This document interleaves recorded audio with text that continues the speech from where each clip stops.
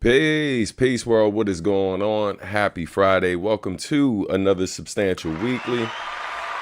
Of course, my name is Substantial, man, and thank you so much to everyone for tuning in. A lot to cover today. We are, we got new music and stuff to listen to today. Shout out to the homie P.R. We're going to talk about that. Also, we're going to do something we haven't done in a while. We're going to do a lyric breakdown for the new song they just released called Never Give Up. Go ahead. And and more. And of course, Q&A.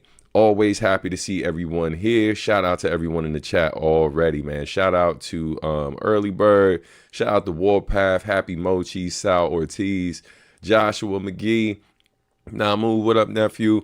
Soul Tiger, and everyone else, man.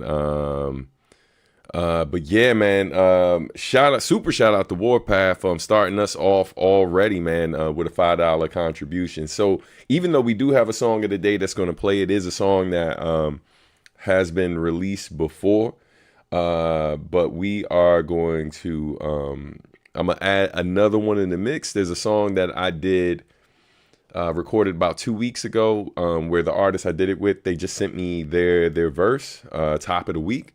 So I have the full version, or at least the full rough draft of that track, which I want to play for y'all today if we hit our goal. Our goal is to hit 5 super chats. Now, let me set this right now.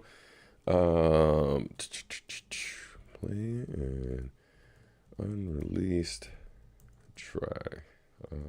Cool. And so we'll start that. So technically we already have one toward it. So even though Warpath put it up before I started the goal, I'll just say that if we hit 4 after the start of this goal now, it wouldn't let me set it to 4. It's like 1, 5, or 10. But anyway, if we hit 4 today, which would technically be 5 total, then I'll go ahead and play that unreleased track on top of the new one that we already have queued up for you today. So I got to do one more thing in the background. Man, look at y'all. Sal, thank you, man. Warpath, thank you again, brother. I appreciate y'all both, man. Thank you so much. But yeah, man, as far as the donations are concerned, as I always say, it's never mandatory, but it's always appreciated. Just giving y'all an opportunity. Hold up. Yes, it does. Thank you for the question. Yes, Cash App counts as well as PayPal, Venmo as well. So any contribution made to any of those apps, just let me know once you've done it. And then I can verify it. I got my phone right near me, so I'll see the notification. Once I'm able to verify that, we'll, we acknowledge all of the donations that we get, and then we can get to the unreleased track that I'll play for y'all today. But man, a lot to cover. I'm like behind the scenes dealing with a lot. We had a lot of technical issues today. Everything else set up, running smooth, and then internet decides that it didn't want to connect. So we were resetting everything on our end, and then the next thing I had something was just like, restart your computer, because clearly the missus, her computer's great. She's having whole meetings out here living her best life, and I'm over here like ridiculous, you know what I mean? But life, so it is what it is. So let me update this really quickly. Actually don't need to do that one. So we're just gonna hit save on that for now. But man, let's go ahead and get into it. And once again, to those of you who are making contributions, just give me heads up where you're donating to if you're not donating here. Shout out to Tyrone, who just contributed. I think that's Soul Tiger. Thank you so much, fam. I appreciate you. Thank you. So we technically are only 2 contributions away from hitting our goal. All right, regardless to what the goal thing on YouTube says. So thank y'all already for contributing to the channel. You know what I mean? You are a gentleman and a scholar, sir. But yeah, man, let's get into it. A couple things. Number one, happy Bandcamp Friday. Clap it up for Bandcamp Friday. I do not have any new music on Bandcamp right now, but I will say this. I was hoping to get this thing up today. and I wasn't able to get it finished, but we're still gonna hold up. I'm still gonna just remind y'all that if y'all are not following me on Bandcamp already, just dropping this link in here so y'all can do that. Make sure you're following. Follow me on Bandcamp because I'm gonna launch the link for basically the Think Different tribute jam that happened earlier this year, the first ever one. I'm gonna launch a link for you to be able to watch the show. Now, it is not the full show in its entirety. I think one of the decisions that I made after watching it is that I still want to make it so that for people to have the full experience, you got to be there. But you do get my full set and part of the band's instrumental set, like 2 of the 4 or 5 tracks that they played. It starts with that and then goes into my set. So you still will be able to see a good amount of the show. The part that I know a lot of the times that, that's the part of the show that some of the people are there for, which is to see me with the band. But I know that I still want to make it so that, being there in person is how you get the whole thing. That being said, this weekend, probably if it's not later today, it's definitely going to be tomorrow. I will be launching the tickets for people to be able to watch that live stream on Bandcamp. So hopefully I get it done before the day is out. I do have a lot to do today. I got a track. I got to finish editing and submit new drafts for this producer named Kian. Track is really great. And, so I may be delayed getting it up today, but definitely by tomorrow, those tickets will go up. It'll be, you'll be able to watch it during the rebroadcast, which will happen about a month from today. So that's the goal. More than likely, like first Friday in November. We'll do that along with some other updates that'll come with that, including the new date for this for next year's Think Different Tribute Jam, which is going to happen February 6th. So we're going to announce the joint. We're going to already folks have their save the date for the next one that's going to happen. And maybe the tickets I'm probably going to have go live first week of November. I was hoping to have them up this month, but I think what I'm going to do now is just kind of give y'all the save the date, get the hype up, and then try to get those of you who are not following. Let me give you another link. If you are not following Substantial Art and Music on Eventbrite, you definitely need to fix that. So let me give you that link so you all can follow our company page. So hold up one second. Go Gadget. Let's see.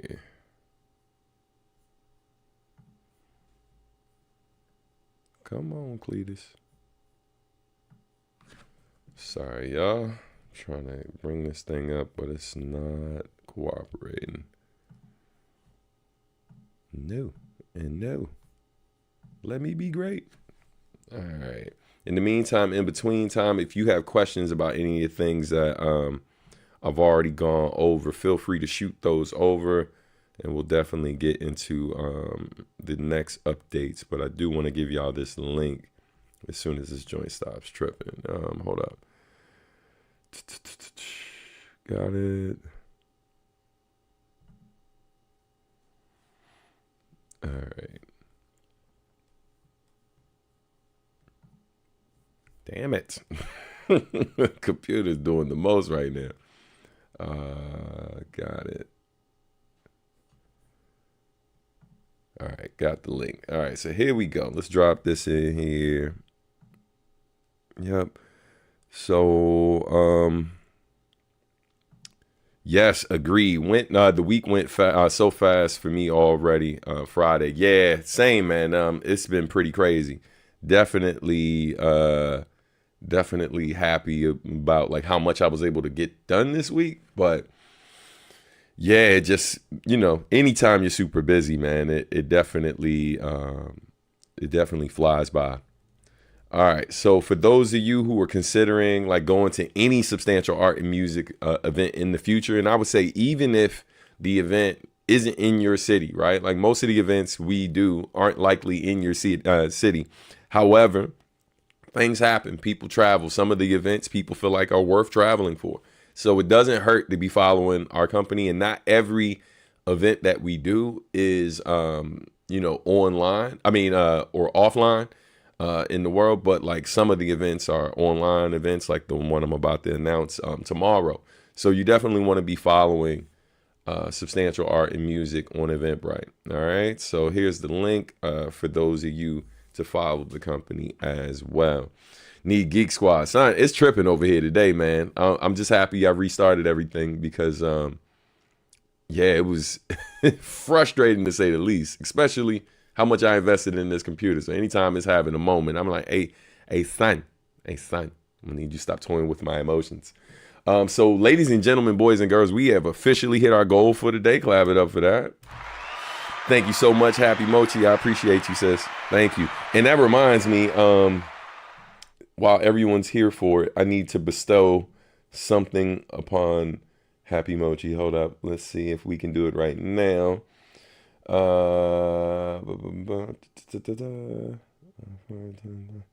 Cool. So we have bestowed upon Happy Mochi moderator status. You know what I mean? So clap it up for sis.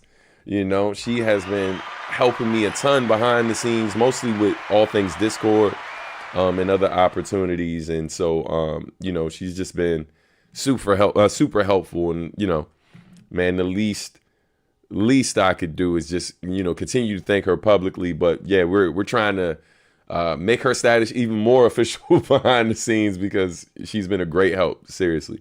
I appreciate you, sis. Thank you.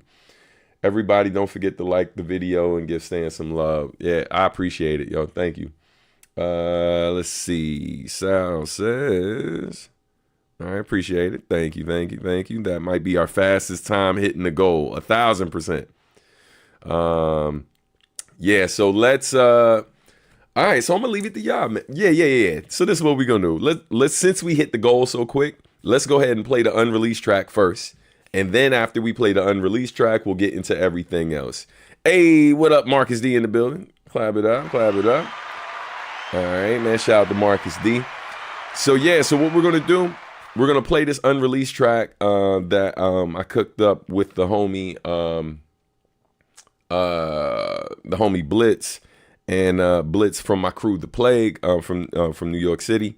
Man. So we're gonna start by playing that. The track is called Last Leg. So we'll start there.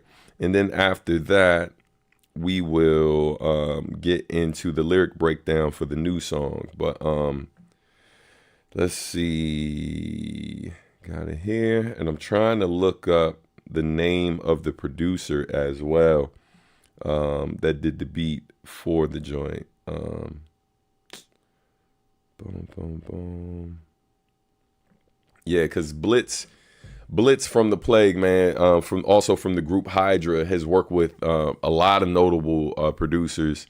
This joint that I did years ago that was over a Static Selector beat that was for Pumpkinhead's last project, or one of his last projects, was produced by Static Selector, and they've worked with brothers like that. Knots has done a ton of beats for him, and the name. In fact, somebody helped me out. The producer who was having this, probably the more notable producer who had the issue with Timbaland because Timbaland was using some of his stuff to train AI. If you know the name of that producer, I believe that's the producer who did this track. So someone helped me out because I don't have direct ties to him. My boy does. So I can't remember his name. But if you know the name of the producer, to my knowledge, this is the same guy who did that beat. Yes.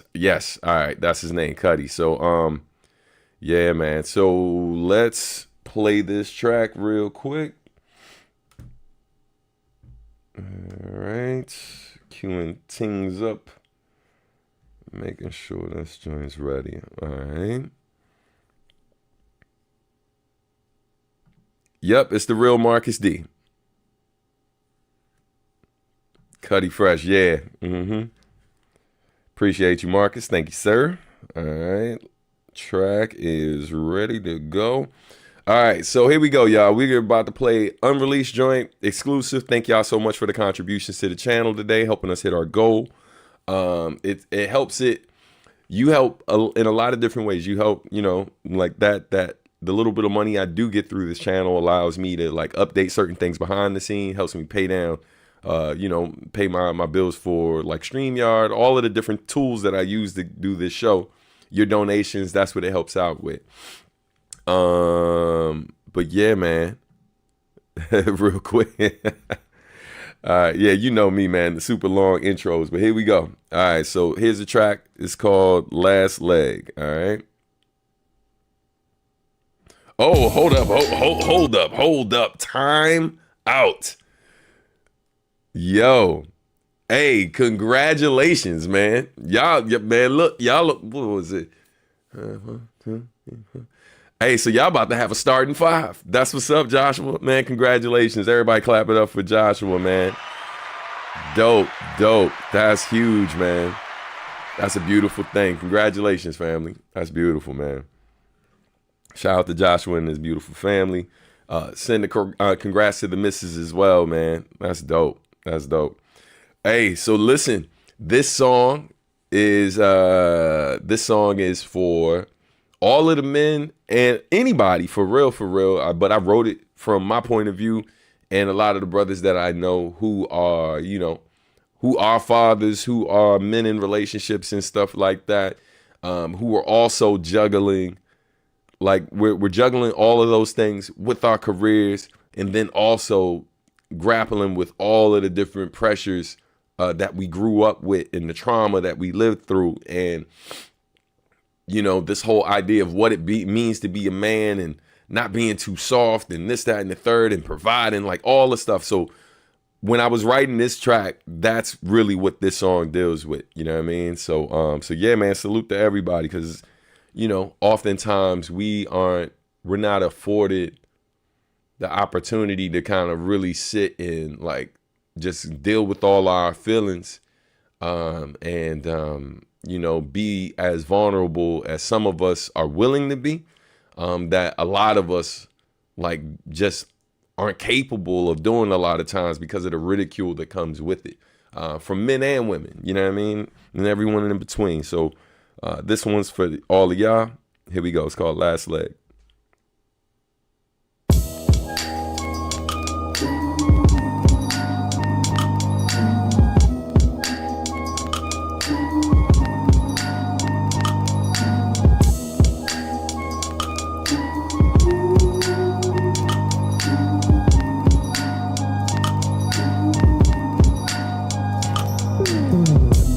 Taught to man up when we were man down.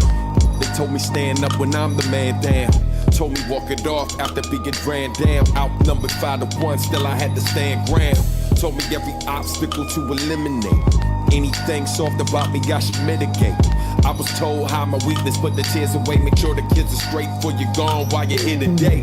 But they forgot to teach me how to face my inner demons. Instead of burying my pain as the pressure deepens. Suffer quietly and never give you any reason. Heart colder than the Siberian winter season. Provide or die for my ride or die and these babies. But I won't lie, it's a lot to squat on the daily. But what I got is a gift from God, and I pray He teach me how to shed His weight, cause it's about to break me.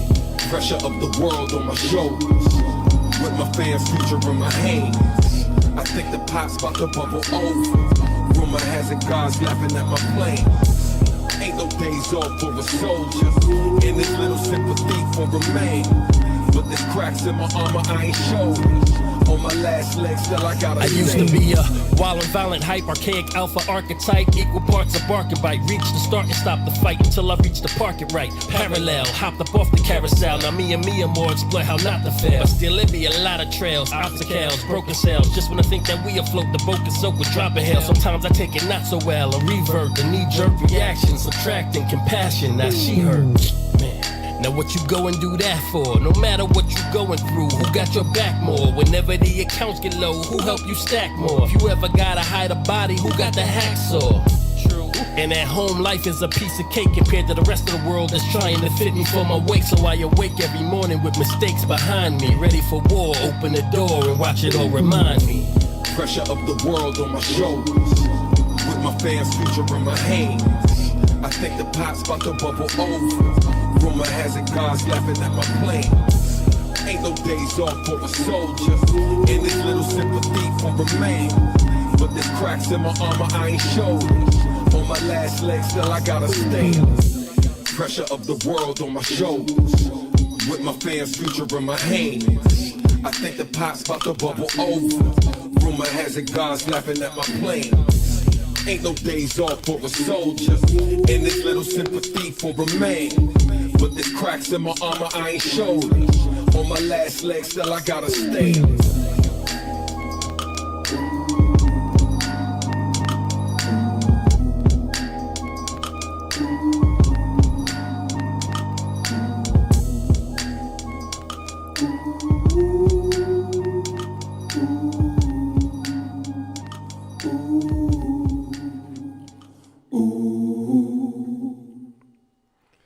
Yeah, man.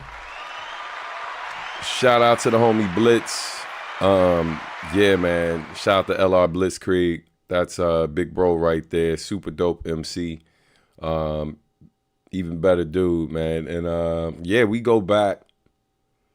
Jesus. Like we've been crew since, you know, late 90s. Like even before I signed with Nujabes, I was down. Hey, man. Shout out to Uncrowned Otaku.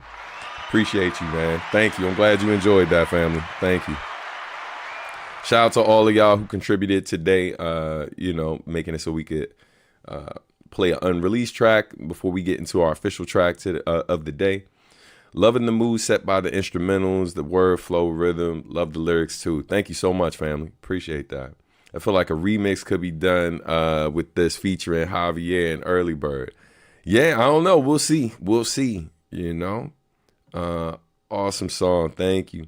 No kids, but I still resonate with the track. Heavy, man. Thank you. Yeah, I think it's one of those things that, you know, even though we're talking about like, you know, like the different pressures that comes with being in a relationship and being, you know, a provider and all of those different things. A lot of what's being said is what I mentioned earlier, like just certain pressures that come with being a man in general. And it's not to say that those pressures don't exist with other people. You know, because all of us have like different types of pressures, but I think oftentimes some of the challenges that men have, you know, we're not always met with like a certain amount of sympathy for those challenges, right? Like, you know, shout out to the homies, man. I got like we've all grown a lot more now where people are way more kind and stuff. But there's so many times where you talk to your homeboy about something going on and they hit you with the man, stop, you know, stop crying, son, you know, stop this, stop that. And a lot of us grew up with that, you know, and then even some of the women in our lives or whatever, because, you know, because of the patriarchy and because of, you know, the expectations that men have put on each other and women who've seen that firsthand and don't necessarily fight against it. They just they roll with it because, you know, like because of the hierarchy that's been established sometimes in households, or because of the fact that they don't necessarily feel like their points are oftentimes validated. So they just kind of go with the flow. There's a lot of different reasons, right? There's not this one thing. And so I think men in general or people in general in those situations can kind of relate to it, whether you check all the boxes that each of us on the song check, you know what I mean? But yeah, thank you. Let's see. Dun, dun, dun, dun, dun. If you're not part of the Discord, please make sure to join lots to come next year. Yes, thank you, sis. Yeah. I'm looking forward to our meeting too, because we definitely got some plans to make it better, especially now that I'm you know, no longer doing the full-time work and back to just concentrating on all things music and substantial art and music related. So yeah, definitely make sure to do that. Facts, it's not talked about like or recognized enough. Yeah, 1,000%. And it's one of those things that oftentimes, like, you know, we do the struggle Olympics, right? Like if we're in a certain setting and you're venting certain challenges that you're having, I deal with this a lot because I grew up in a house full of women. You know what I mean? So being oftentimes the only male voice, and I'm venting about certain challenges I have, and then rather than acknowledging the challenge that I'm up against, sometimes like people will respond was like, well, you don't really know how hard it is being us. You know what I mean? That, yeah, sure, that's bad, but blah, blah, blah, blah, blah. And you know, and to an extent, they're right. Like, they're right. I don't know what it feels like to be a woman. I don't know what it feels like to, you know, be in certain situations and like have to constantly worry about my safety and in different ways, whether it's like physical violence in the sense of being robbed or sexual violence and all the different things that comes with just being in this world sometimes. I don't. But there's a ton of stuff that I experience as well that you mostly don't have to deal with, right? Because of the fact that we have similarities, but we are not the same. And so, yeah, man, I think we got to do a better job at when people are sharing what they're going through, acknowledging it, hearing what they're saying, not immediately, this is something I'm trying to work on, not immediately responding by saying, you know, oh, well, yeah, ain't as bad as blah, blah, blah, or hitting them with the, yeah, nah, I can relate because I went through, like, nah, just start with acknowledging what they're saying, listening more, trying to see if they have more to say and share about it, seeing where they are emotionally. And then, like, if they're asking, you know what I mean? If they're looking for a bit more from you, then offer that, but not immediately go into that, you know what I mean? Or trying to discredit what their experience is, you know? Let's see, growing up as a first generation born here, those expectations are there from the moment of birth. Blessed to have a partner who has always had my back these past years, who takes pressure off me. God bless. Yeah, man, 1,000%. Same. Yeah, my old man was like that because his pops also raised him like that. Yeah, you know, I can imagine. But yeah, man, thank y'all for sharing. So look, on that note, let's get into these other things. Hold on, let me change some stuff in the back. Boom. And then we're gonna switch here. All right. So yeah, man, we got some new music to play that's officially on all streaming platforms. Should be going to Bandcamp soon if it isn't there already. But yeah. Yeah, it makes it harder without a father around as well growing up. Yeah, 1,000%. I can definitely relate. You know, yeah, man. I appreciate y'all for sharing.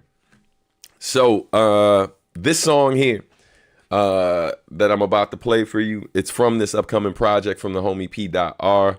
You've probably heard some of our other collaborations.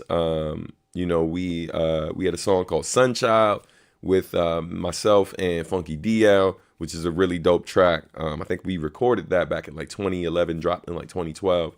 And then later I did another track with P.R. featuring Sky Zoo, which was a really, really dope track that I love to this day. Both of those tracks are dope. So shout out to the homie P.R. This is from his upcoming EP, which is called Soundness of Mind.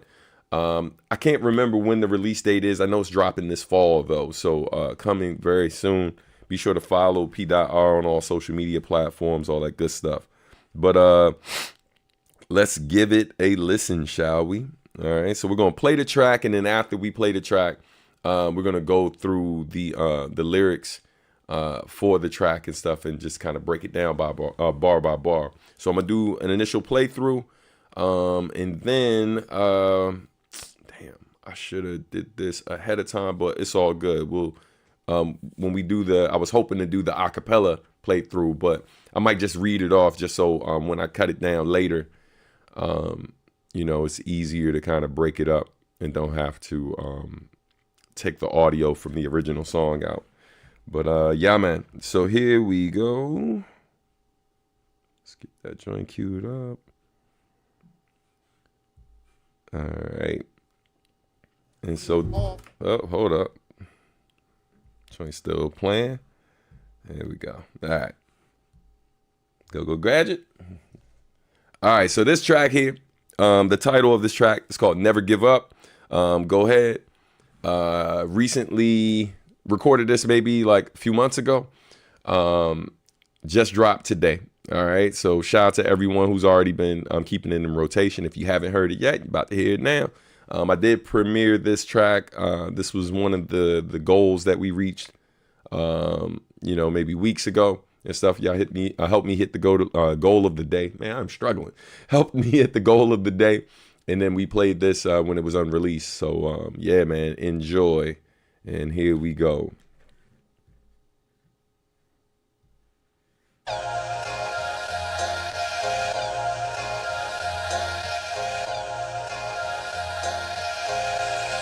It's okay.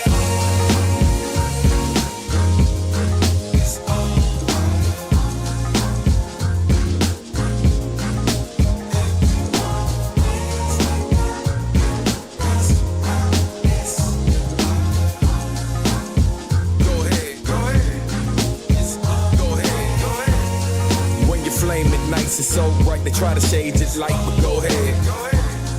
You were made to fight, thank God mama raised you right, so go ahead. Channel all your pain and right, so it don't keep you awake at night, go ahead. Okay, go right, go ahead.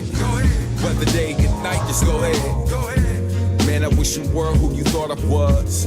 Probably do more with a smaller buzz. Eating way better when your order's up. Heart ordered up, you ain't hard enough to fall in love. But you probably save the world for the song is up. And make what you deserve without getting lawyered up. Only making real music that's for the love. Fight for every cause without your soul getting swallowed up. I wish I was as strong as some pretend to be. When I stood eye to eye with my enemy, I managed to survive with this gift God given me. One life, refuse to live it timidly. I'm where your solo off and getting drowned out by the symphony and sound mind still shine vividly. In my own lane, I propose change, but I don't bend a knee when growth's in range. I'm like Benaki, yeah. When you flame at nights, it's so bright, they try to shade your light, but go ahead. You were made to fight, thank God mama raised you right, so go ahead.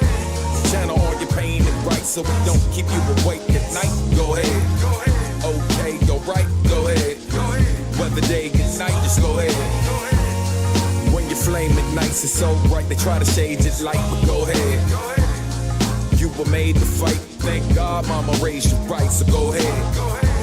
Channel all your pain and right, so it don't keep you awake at night, go ahead. Okay, go right, go ahead. Whether day, good night, just go ahead.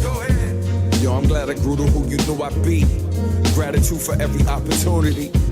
Patient while you waiting for the future me to find the right brand that suited me to a T. Look at all the change that I undergone. Guessing this is what you prayed for all along. Ran till I fell, stood up, walked it off, stepped back in the ring, and you didn't need to call it off. You don't know it all, just enough. Now I listen when you talk instead of calling your bluff. Knew I stand tall when the going got rough. Made me pay for my lies, still afforded me trust. How you knew I make it, or did you fake it until I did? Lost so many people, how'd you know that I live? Quitting ain't our nature, we give it all we can give. Head up to the sky, but my heart's where it lives. When you flame at nights, it's so bright, they try to shade your light, but go ahead. You were made to fight, thank God mama raised you right, so go ahead. Channel all your pain and right, so it don't keep you awake at night, go ahead. Okay, go right, go ahead. Whether day, good night, just go ahead. When you flame at nights, it's so bright, they try to shade your light, but go ahead. You were made to fight, thank God mama raised you right, so go ahead. Channel all your pain and right, so it don't keep you awake at night, go ahead. Okay, go right, go ahead. Whether day, good night, just go ahead.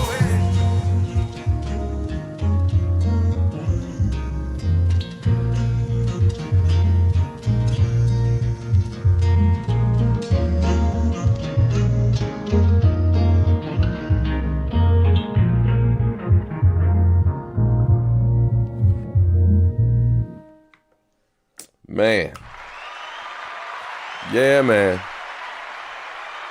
Thank y'all, man. I appreciate the love. Thank y'all for the kind words, man. I'm glad everybody enjoyed the track. Definitely, man, it's a special joint, like to say the least. You know, It's yeah, shout out to P.R, man. He's definitely a talented producer. One thing I do really like about some of the production he's given me over the years is oftentimes his production will have like additional percussion in it, like congas and things of that nature. And a lot of times capture kind of like the pocket groove that is known in the DMV area, you know what I mean? Like that you find in go-go music. Like the first track he ever gave me with Funky DL, Sunchild, like had that in there, right? Like it was layered in there. And then this track, you know, it's kind of a return to that. And so yeah, it was just super dope to hear that. And oftentimes like people from this region like pick up on it right away when they hear it, you know what I mean? More so than maybe other regions. I came just at the right moment. Great song. Is it on Bandcamp? I'm not sure if it's on Bandcamp yet. You know, I was just talking to P.R about it. It wasn't on there this morning. I don't know if it's going to be there before the day is out. A lot of times, like certain companies and certain individuals don't really put singles up on Bandcamp like that. And Bandcamp has literally told me directly that they concentrate more on pushing albums and full projects than they do singles, and they encourage artists to kind of do the same. So, but that being said, I'm not sure if it's going to be up there later today or soon, along with a pre-order of the full EP called Soundness of Mind. But yeah, man, I'm glad y'all enjoyed it in the meantime. The way you can switch up your sound to suit any kind of vibe is truly underrated and special. Man, thank you. Thank you. I definitely pride myself on not being a one-trick pony, right? Like not kind of boxing myself in and feeling like, you know, I acknowledge the fact that the core sound that I'm known for, right, like appeals to a lot of people who rock with me, and I appreciate that. However, I'm an artist, so I'm not strictly at the mercy of those who support a particular sound that I do. Like, I'm still going to do what I feel like doing.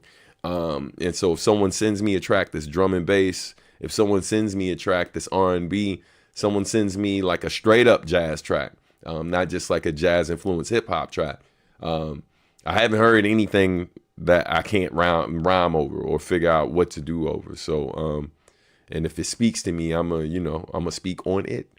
Yes, Set the Scene. That's the name of that track. Yeah. Yes, Set the Scene. That was the track with Skyzoo and P.R. Yeah, man. If you haven't heard that, you definitely got to check it out. Oh, God, he's got a good flow. Thank you. I appreciate that. Smooth. Thank you. I like the way you think. Let's do it like Busta Rhymes, Touch It remix and add everybody. All right. Sub, when you write, do you have the intended flow in mind at the same time, or do you practice different ways of saying the lyrics over the beat, like experiment? So great question. And after this will be a great way to segue into anatomy of a verse, and we'll get started on the breakdown. But yeah, so typically how my writing process works is the music comes, and then once the music comes, I usually sit with it, and while I am listening to it, I'm basically listening for different flows that kind of work with it. Like flows and tones are like the first thing that come to mind. Sometimes it's subject matter as well, like or sometimes if I don't know what to talk about, I'll ask somebody I'm with. Like if I'm with the missus, like, yo, and if I can't think of a topic, I'll play it for him. Like, yo, what do you hear to this? Right. And she'll give me an idea, because that's probably the biggest obstacle for me, is trying to find new things to talk about. Because oftentimes, life can be very mundane, even when you have a life that's very different than other people.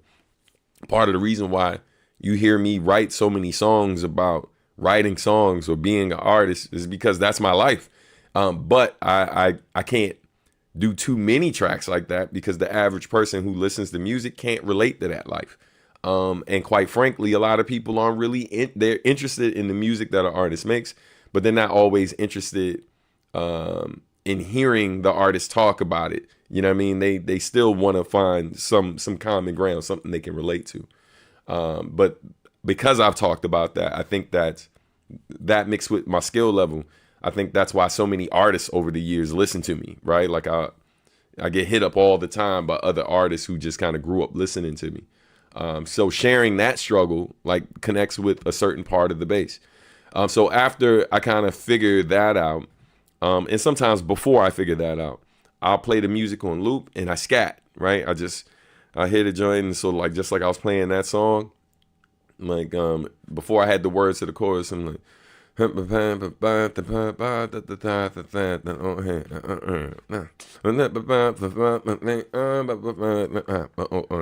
so because I'm not like I'm not the type of artist that literally is like writing out like the notes and stuff.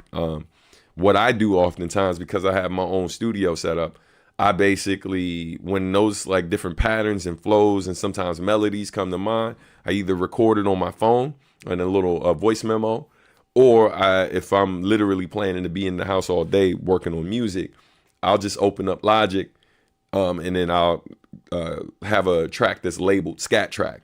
And then to that particular scat track, I will record like all of the different flow ideas, all of the different tone ideas and stuff. And then I'll just kind of sift through it and find what I like.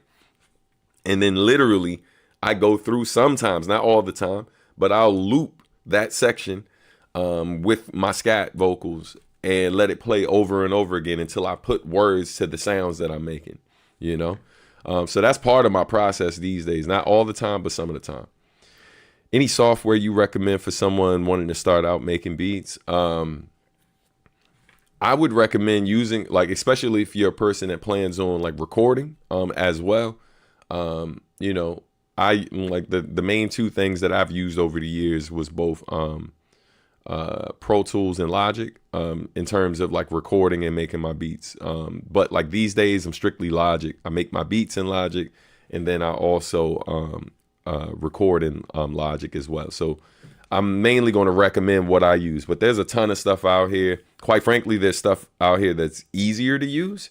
But the advantage of learning some of the more complicated stuff is that it makes transitioning over to other software that's usually has a lot less going on. It makes it easier to use. And plus, the reason why I love learning in Pro Tools or learning in Logic, which I use now, is because it's industry standard. It also means that those times where, because a lot of artists nowadays like kind of exist in a little bubble that they've created, and they really are just locked in their homes and their studios all day long, doing the antisocial thing. But I'm an artist that mostly does that, but oftentimes like I get invited to studio sessions, or I get invited to places where it's like it's not my setup, and if more times than not, I walk into those places and they're using Logic, they're using Pro Tools. And so I'm waiting for them to figure something out. They're taking really long. And then I don't do this all the time. Sometimes I'm just like, hey man, I'm tired. You got one job. I did my part. You do your part. You know what I mean? But every now and then I'll just interject and be like, hey, not for nothing, maybe we could try this. And if they don't understand what I'm talking about, I can go ahead and sit right behind the console and do exactly what it is that I'm suggesting that they don't know how to do. And vice versa. Like, part of how I learn is I work with a lot of people who they're not just putting out like, indie stuff.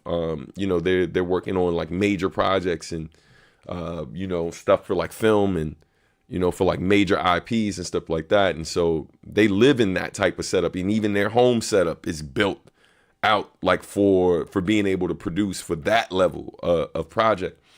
And so working with those folks, they use one or the other. And so whenever I work with them, it's always an education. You know what I mean? Like they're always just giving me additional tips on how to improve what I'm doing, because I ain't got all the answers, right? Just trying to get better at what I do. But thank you. Let's see. Gosh, you are so damn cool. I appreciate that. Thank you so much. You know what I mean? The Lord's still working on me. I'm trying to, live my best life and be better every day. Aquarium, man, thank you so much, fam. Appreciate you. Clap it up. You have a lot of range when it comes to flow. You can rhyme fast, slow, or medium while still sounding original. Most rappers are monotonous. Yeah, for sure. And that's something I struggled with early in my career, like being very monotone and not knowing how to change up the flow or the thing. And one of the easiest ways to change up, Your flow is just finding different rhythms, right? To rap to write to. And then also thinking of yourself as an instrument, which a lot of rappers do not look at themselves as instruments, right?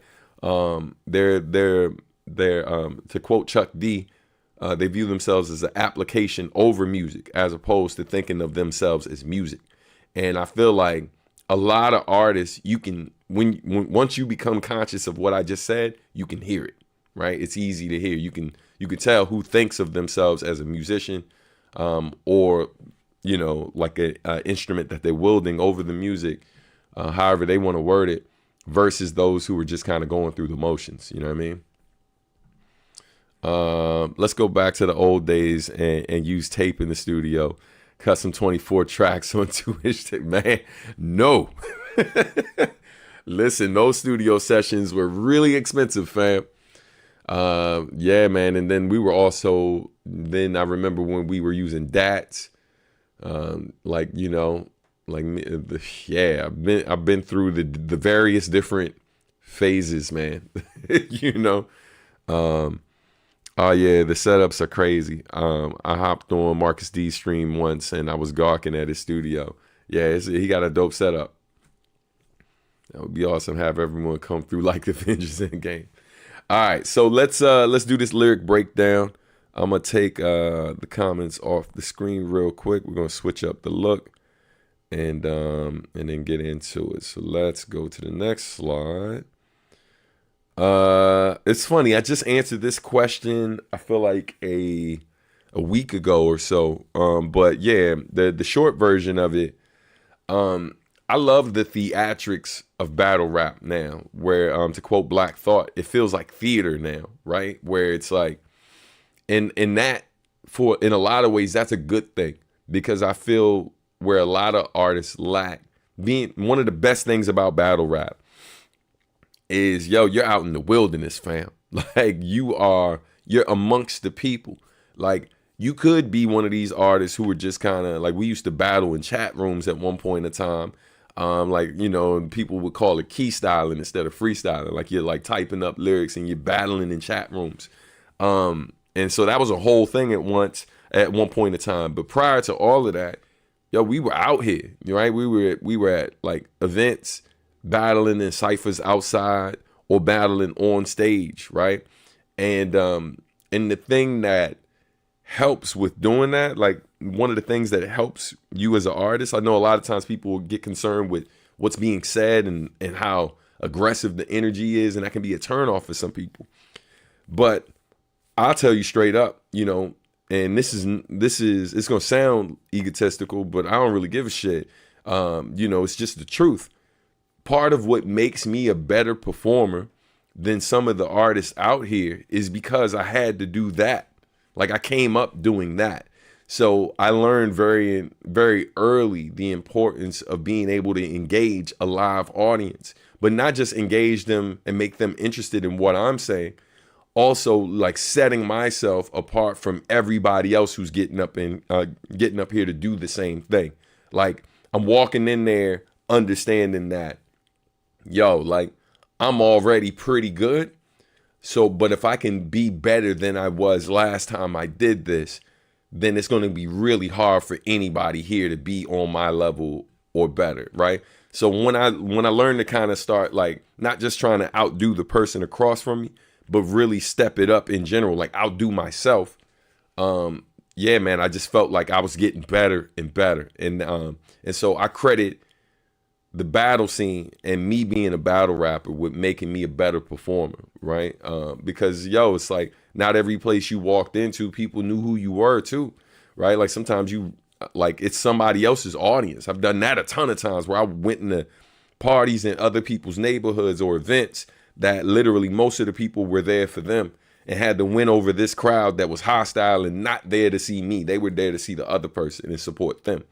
And it's crazy when you can walk into that level of that type of spot and then win the crowd over, even though they're there for the other person.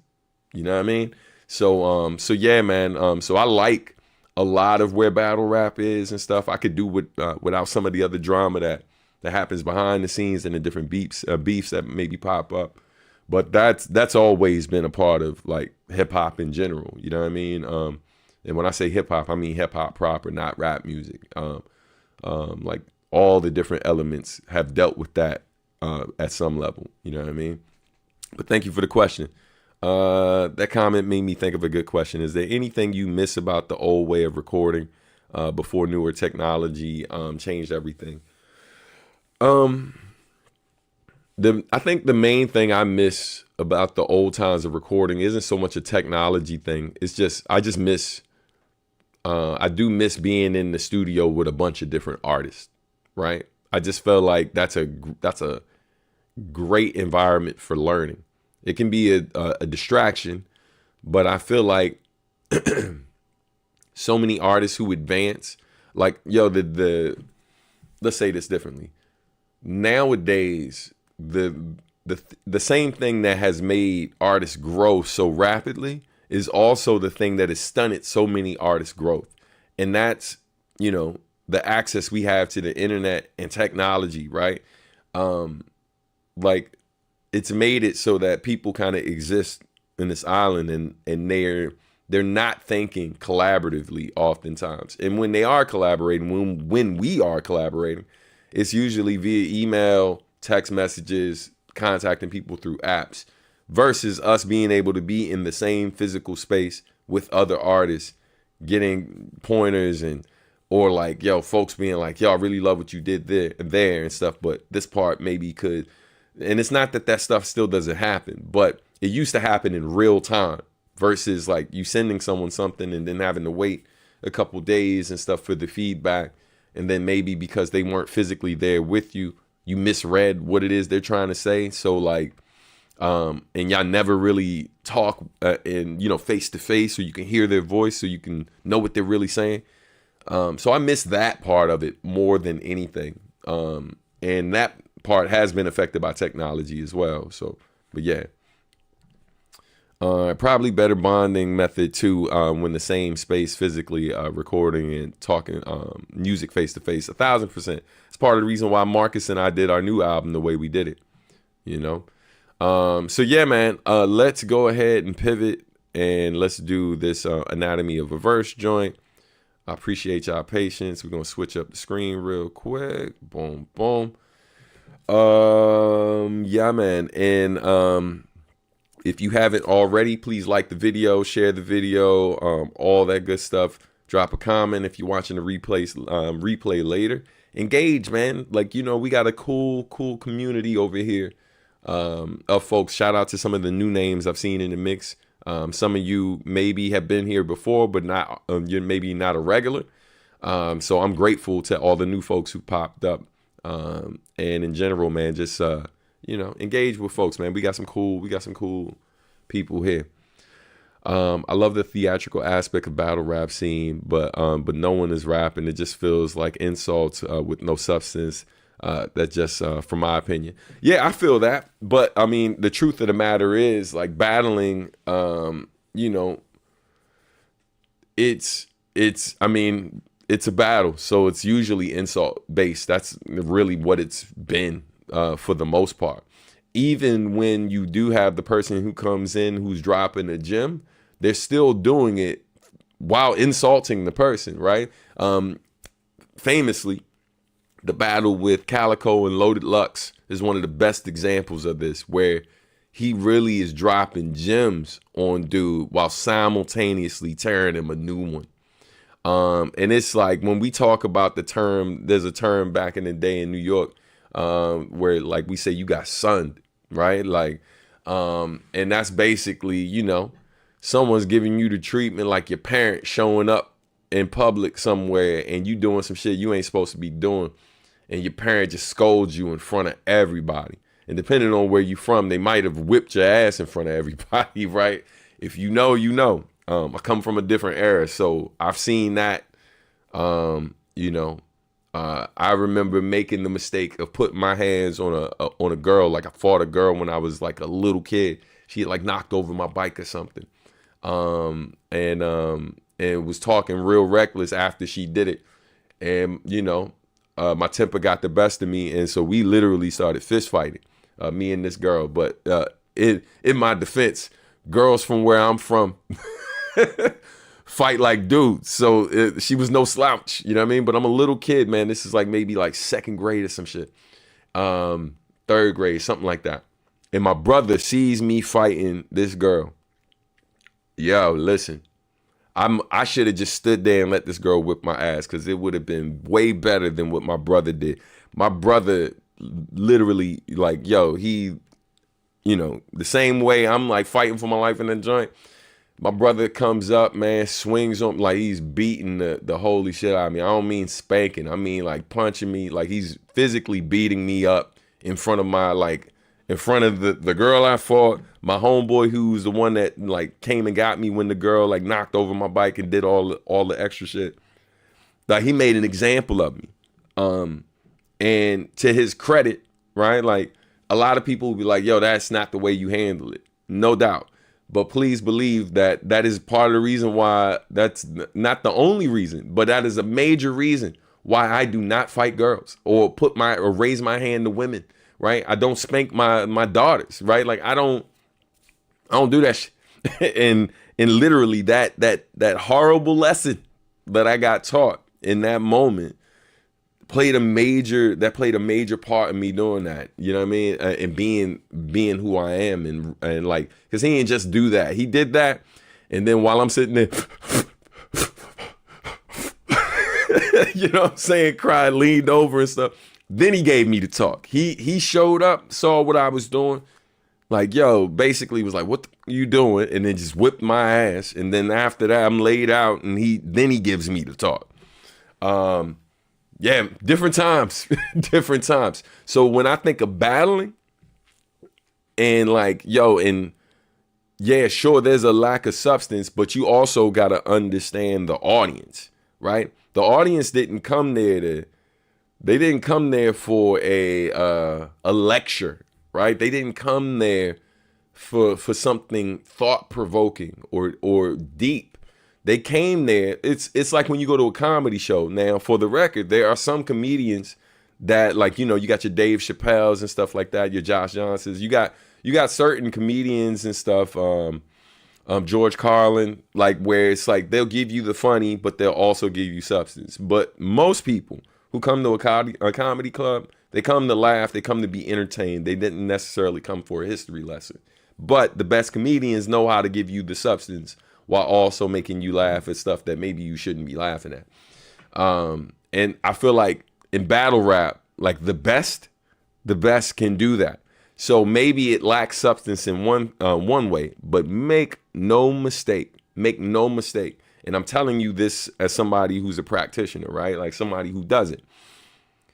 The level of creativity that is used in battle rap in particular, not just the battle rap that you see at joints, but even when people are making their songs and it has like the shit talking and all of that, oftentimes requires a ton of like wittiness and cleverness that is missing from songs that may be deeply personal, and like maybe people ripping themselves open and just really sharing these beautiful joints that hit you in a real way. But oftentimes it's very direct and straightforward. So it's giving you substance in terms of story, but in terms of the creative approach, they haven't really done anything groundbreaking. Like, sure, the last word of the bar rhymes, but like in terms of internal rhymes, the pocket that they're choosing, the groove, like the groove that they're hitting, the level of wordplay, right?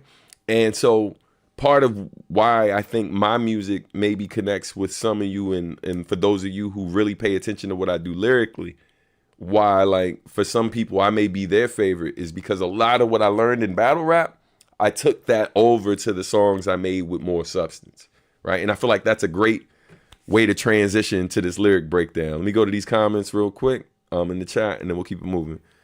Christopher, thank you. What up, Substantial? Big fan of your music. Tuning in live from New Zealand. That's what's up, man. Thank you for watching. Appreciate you. Would you ever do a show in New Zealand? Hey, man, if the opportunity arose, I would absolutely take it. I would love to go to New Zealand. You know, I would love to perform for folks out there. Battle rap is like being a firefighter. Got to be calm in that fire because that's your job. Love it. Yeah. Hearing young artists like novelists, Clear Soul Forces, Mick Jenkins, Denzel Curry, and others gives me hope for that genre in the future. No doubt, no doubt.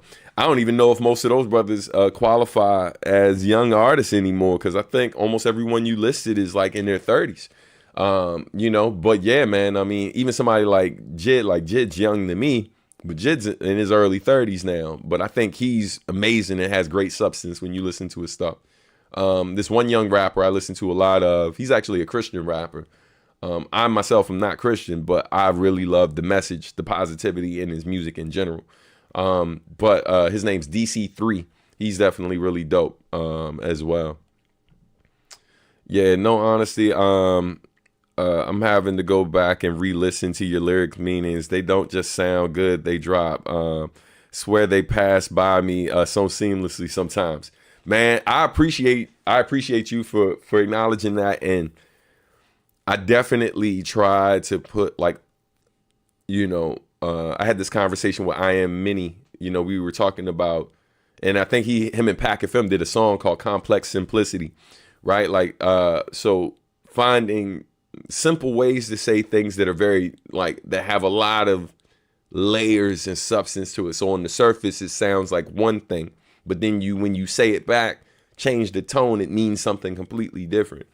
But also being one of these artists where it's like, nah, I'm gonna say it once, but in the context of those bars I just dropped, you could read it 3 different ways, and being intentional about that when you write it.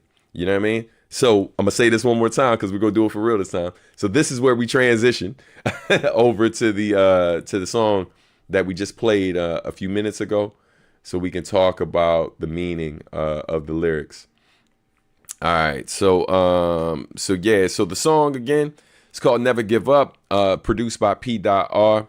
We're getting ready to jump into it, but before we do that, ladies and gentlemen, it is time for Anatomy of a Verse. All right, shout out to everyone tuning in. Welcome to the channel. First time here, be sure to like, subscribe, all that good stuff. Right now, we're going to talk about the song Never Give Up, Go Ahead by P.R. featuring me, Substantial. We're going to do a lyric breakdown, going through everything from the chorus to the, to each verse. I'm going to spit it a cappella for you all so we can go through it, and that way you don't miss anything. All right. So the chorus goes, hold on, and I'm looking for one part in particular. Is it missing? Oh no. Hold on. Did I find it? Oh, that's crazy. Yes. All right. I figured it out. All right. So one of the things you will notice in this particular track is in the beginning, there's this melody playing. That's a part of the original sample that's used for the track, right? Now, when you hear that sample, I believe it's in a different language, so I couldn't make out what it is they were saying. But what I ended up doing was I figured out the melody, what key they were singing in and all of that, and then I wrote something to what they were saying. And so basically, the sample's like, and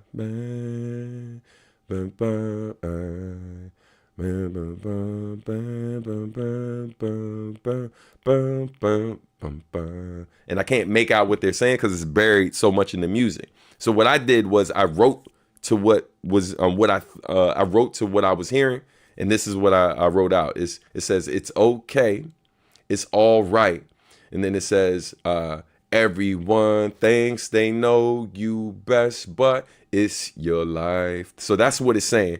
So it's okay, it's all right. Everyone thinks they know you best, but it's your life. All right. And then from there we go into the chorus. When you hear me say go ahead, that's a nod to the DMV, right? Oftentimes in go-go music, or when you go to live go-go events or go to the go-go, they would have different people rock, and then you would hear people like go ahead, right? It's a common chant that oftentimes could be heard at live go-go events or in go-go music. And remember earlier in the live, I was talking about P.R. and how oftentimes he put congas And where I'm from in the DMV, we don't call them congas. We call them congos. That's how people here pronounce it. And that's a major part of go-go music, the conga or the Congo. And so, so that's why I chose to say go ahead there. It was a nod to go-go music. And the chorus goes, when your flame ignites, it's so bright they try to shade your light, but go ahead. You were made to fight, but thank God mama raised you right, so go ahead. No, you were made to fight. Thank God mama raised you right, so go ahead.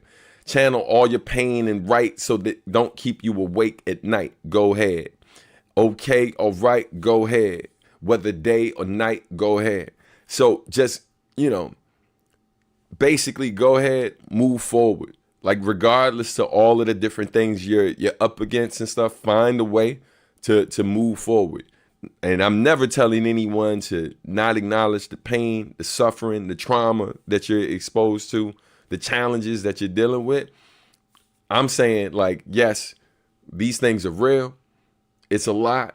Find a way to address what you're dealing with while also finding a way forward. Even if that means you having to take a step back first before you move forward. At the end of the day, the goal is to move forward. Keep going forward. Go ahead. All right. In other words, go ahead for people who are confused. All right. So first verse goes like this. All right. First verse, it says, man, I wish you were man, I wish you were who you thought I was. Probably do more with a smaller buzz. Right. So out the gate, what I'm establishing from the jump is oftentimes people talk to you like they think they know who you are and what your experience in life is. And so the verse is really me kind of addressing people who are oftentimes convinced that they know what my life is like. Whether they believe I don't really have the challenges, I don't have challenges that are that significant, which is a common thing when as you become more successful, people oftentimes think your life is not that challenging or that hard, or it hasn't been that hard for you. But then also, it's also addressing people who feel like they think they know who you are, and they think that, you're not making all the right moves. Like you could be doing this better. You could be doing that better. Like they swear up and down that if, I like to call these folks when we're talking about the music business, we call them armchair A&Rs, right? Like people who don't really work in the biz or never worked in the biz, have no desire to be in your business, but for some reason think they got great career advice for you. It doesn't mean that there can't be a gym there sometimes, but mostly they don't know what the fuck they talking about. So the verse starts by saying, man, I wish you were who you thought I was, because you probably do more with a smaller buzz, eating way better when your order's up, heart boarded up because you ain't hard enough to fall in love, right? And so, in other words, like just basically flipping it on them, like, yeah, yup. If you were me, right? Like, who you think I am, you'd be more successful. You'd be bigger than I am as an artist. You would be, you'd be eating better. In other words, like, you'd have more money. And then also like all of this soft stuff, like, cause this is a criticism that I've gotten from some of my peers, like Quiet as Kept, early in my career, and other people who heard my stuff. Like, they just kind of generalize my stuff as like, yo, he just makes like positive rap. They never really kind of get into the crux of what the songs are actually about. They just basically generalize it, call it positive, or like say some of the stuff I make or a lot of what I make is soft. And so I say, your heart's boarded up because you ain't hard enough to fall in love. In other words, like this whole like I can't be in love, I can't make this softer stuff. It's a facade, really, right? There's nothing soft about saying I'm gonna dedicate my life or dedicate the rest of my life to being with this person. That's hard work, fam. That's the reason why so many marriages fail or relationships in general fail, because this shit is hard to do. So yeah, so anytime I hear people kind of make light of it, you know what I mean? And like and kind of like, yeah, I know it's hard to be single and stuff like that, but I've done that. But you're not going to convince me that that shit is harder than being with a woman for 27 years. Fuck out of here. Like, nah, bruh. Like, it ain't the same. There's levels. So then after that, it says, but you probably say the world for the song is up and make what you deserve without getting lawyered up.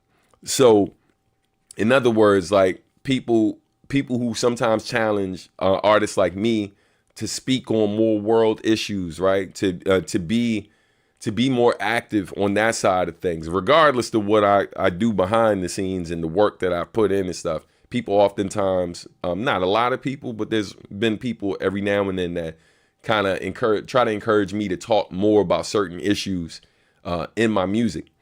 And so I was like, so, you know, if you were me, you probably save the world before the song is up. And then when it goes from there, it says, and make what you deserve without getting lawyered up. That's actually a real reference to a situation I was in, where, without me like saying names and getting into the particulars, but I had to go through like 8 years of like meetings with other artists involved, with another artist leading the charge, like talking to their lawyers and stuff who was representing us all.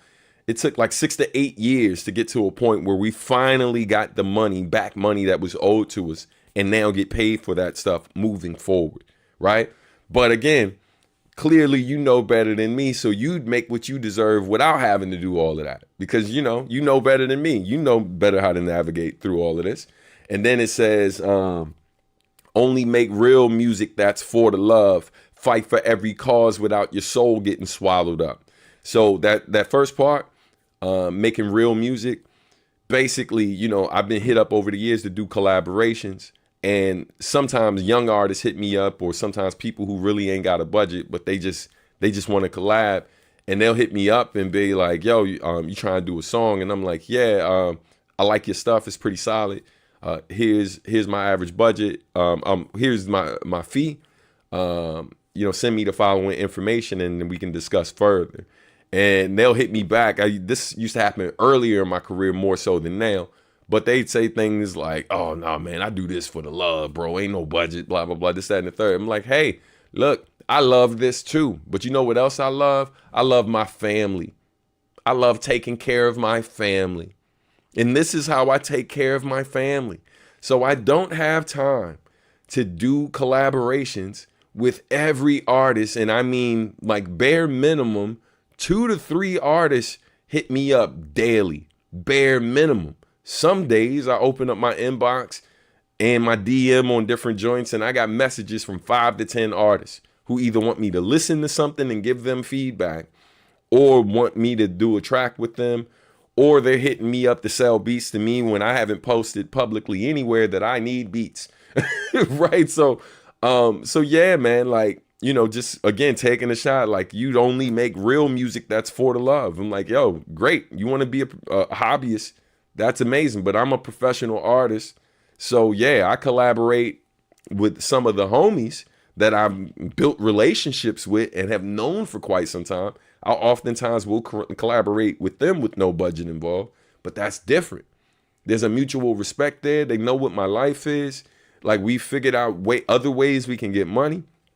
So my advice to folks who do that, if you're watching this and you're one of the people who hit people up like that sometimes, at least think about what you can do for the artist too. Like, how you can barter, right? Like, what can you offer in exchange for them doing this if you don't have money?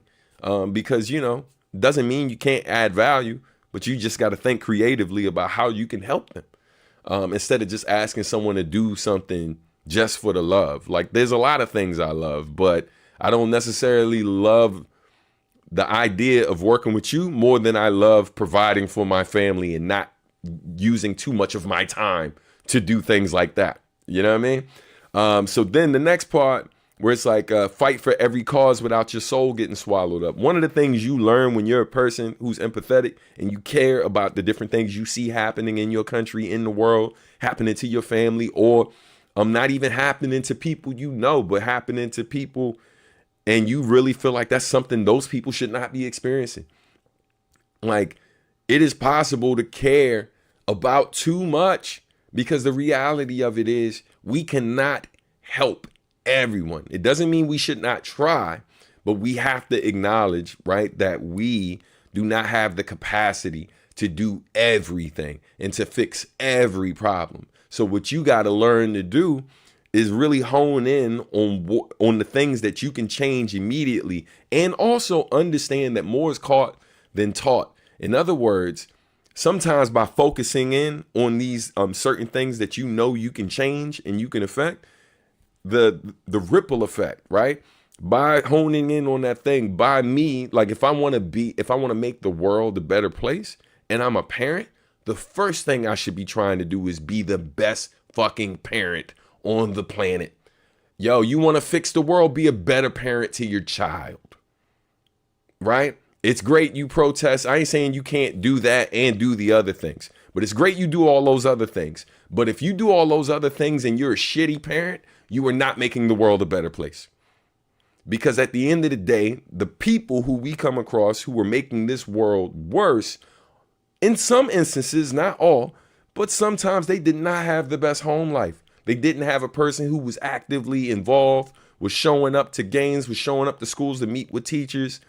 They weren't present in their lives, right? They weren't giving them certain lessons, or they were present, but then all of their trauma, all of their flaws, and all of their things that they never really addressed, they dumped that shit on their kid without giving them the tools they need to really address those same issues, because they don't have it. So I can't give you what I don't have, right? So again, putting it back on the listener, like, yo, it's great you telling me what I should be doing and how I could be more this, that, and the third. But yeah, I'm sure if you were in my situation, you'd be able to do it, right? And your soul and your day-to-day life and all of that would be spectacular. I really hope that's true, because my guy, this shit is way harder to navigate than you think. As hard as you can imagine it is, it's more difficult than that.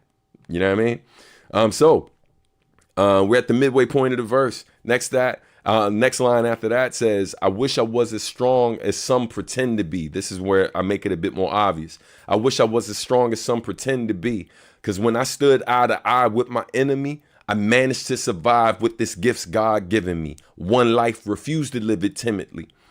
And so, oftentimes, as someone who is like quote unquote positive, or makes makes socially conscious music, or whatever you want to call it, but someone who oftentimes gets kind of put in that box, the challenge I oftentimes come up against is meeting other artists or people who aren't in music at all, who just think that, like, my life is just without challenges, what I mentioned before, and that, like, yo, I'm just like this good, wholesome, never like, make a mistake, never like, did anything bad in my life type of person, which, is like oftentimes a way of them calling you soft, right?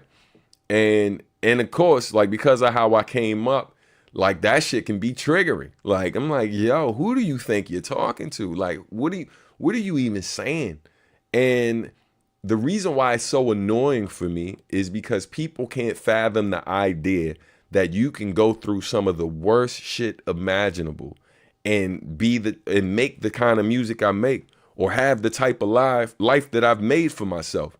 Like, nah, people do it every day. Like, I ain't a one-on-one that figured this out on my own. I've seen other people do it, and they were the blueprint print in some ways. And so I picked up gems from them, made adjustments in my own life, and I made my life a bit better over time, right? And so, but calling people out on their shit, like when people say those type of things to me, it's like, man, I wish I was as strong as you pretend to be, because I don't know who you stunting for right now, and by like trying to like play me and act like I ain't been through whatever. But like, yo, like you are sadly mistaken, my friend, and I've literally dealt with this stuff sometimes at events, like where, like, I hear fans say there was a time where a fan caught me in the middle of having a disagreement with someone who worked at a club. And I was checking the bouncer or whatever for some disrespectful shit he said to me, and then one of the fans was like, "Oh, Stan trying to act all thug." I'm like, "Hey, bro, I was like, first of all, ain't nobody fucking talking to you. You know what I'm saying? Second of which, it's like, you don't know, like you might have heard me make a song called Home Sweet Home and all, but you don't know the environment I grew up in, fam. You don't know. And as off-putting as that situation might seem to you, I've been in that situation a lot. It's why I've been able to kind of navigate, like, you know, difficult situations over the years, because those situations are not new to me. This is not something I haven't had to deal with, right? Just because I'm a quote unquote positive rapper. So yeah, man. So like, again, starting the verse like that. Then it says, manage to survive with this gifts God given me. Then it says, one life, refuse to live it timidly. I'm where your solo often gets drowned out by the symphony. But sound minds still shine vividly. So that part right there, again, like when you're a person that starts to move more clearly and not feed into certain negative things, all the different things, right? Like when you don't feed into that stuff and you were kind of walking the path less traveled, oftentimes, you know, what you're doing won't be celebrated. Like, you know, sometimes it gets the accolades and stuff like that, but I didn't choose to go in the direction I went to, quote unquote, get more love, to get props and to blow up and stuff as being a positive rapper. Because look at all this negativity. Y'all should be rocking with. I mean, listen, you hope for that, but the reality of it is we don't see that happen most of the time. So I walked down this path knowing that integrity doesn't always lead to more money. You know what I mean? And you know, that's what that line represents. I'm where your solo often gets drowned out by the symphony. So me choosing to walk my own path, me like if I was a musician doing my solo part, but the band, the symphony, like they don't quiet down to kind of let everyone hear what I'm doing. Instead, like, you know, I'm drowned out by everybody else who's doing the same thing or doing the most or just louder in general than I am. But again, saying sound minds still shine vividly. It's like, regardless of what they're going to, I can't control what they do, but that doesn't mean I can't still shine. I can't still do what I do. And what you learn to do is appreciate those who appreciate you. Acknowledge those who see you. Like, yeah, man, I do this every week, regardless of if one of y'all show up or if 30 of y'all show up, I'm here. You know what I mean? And I'm here with the people who I know care about what I do. So the next line says, in my own lane, I propose change, but I don't bend the knee.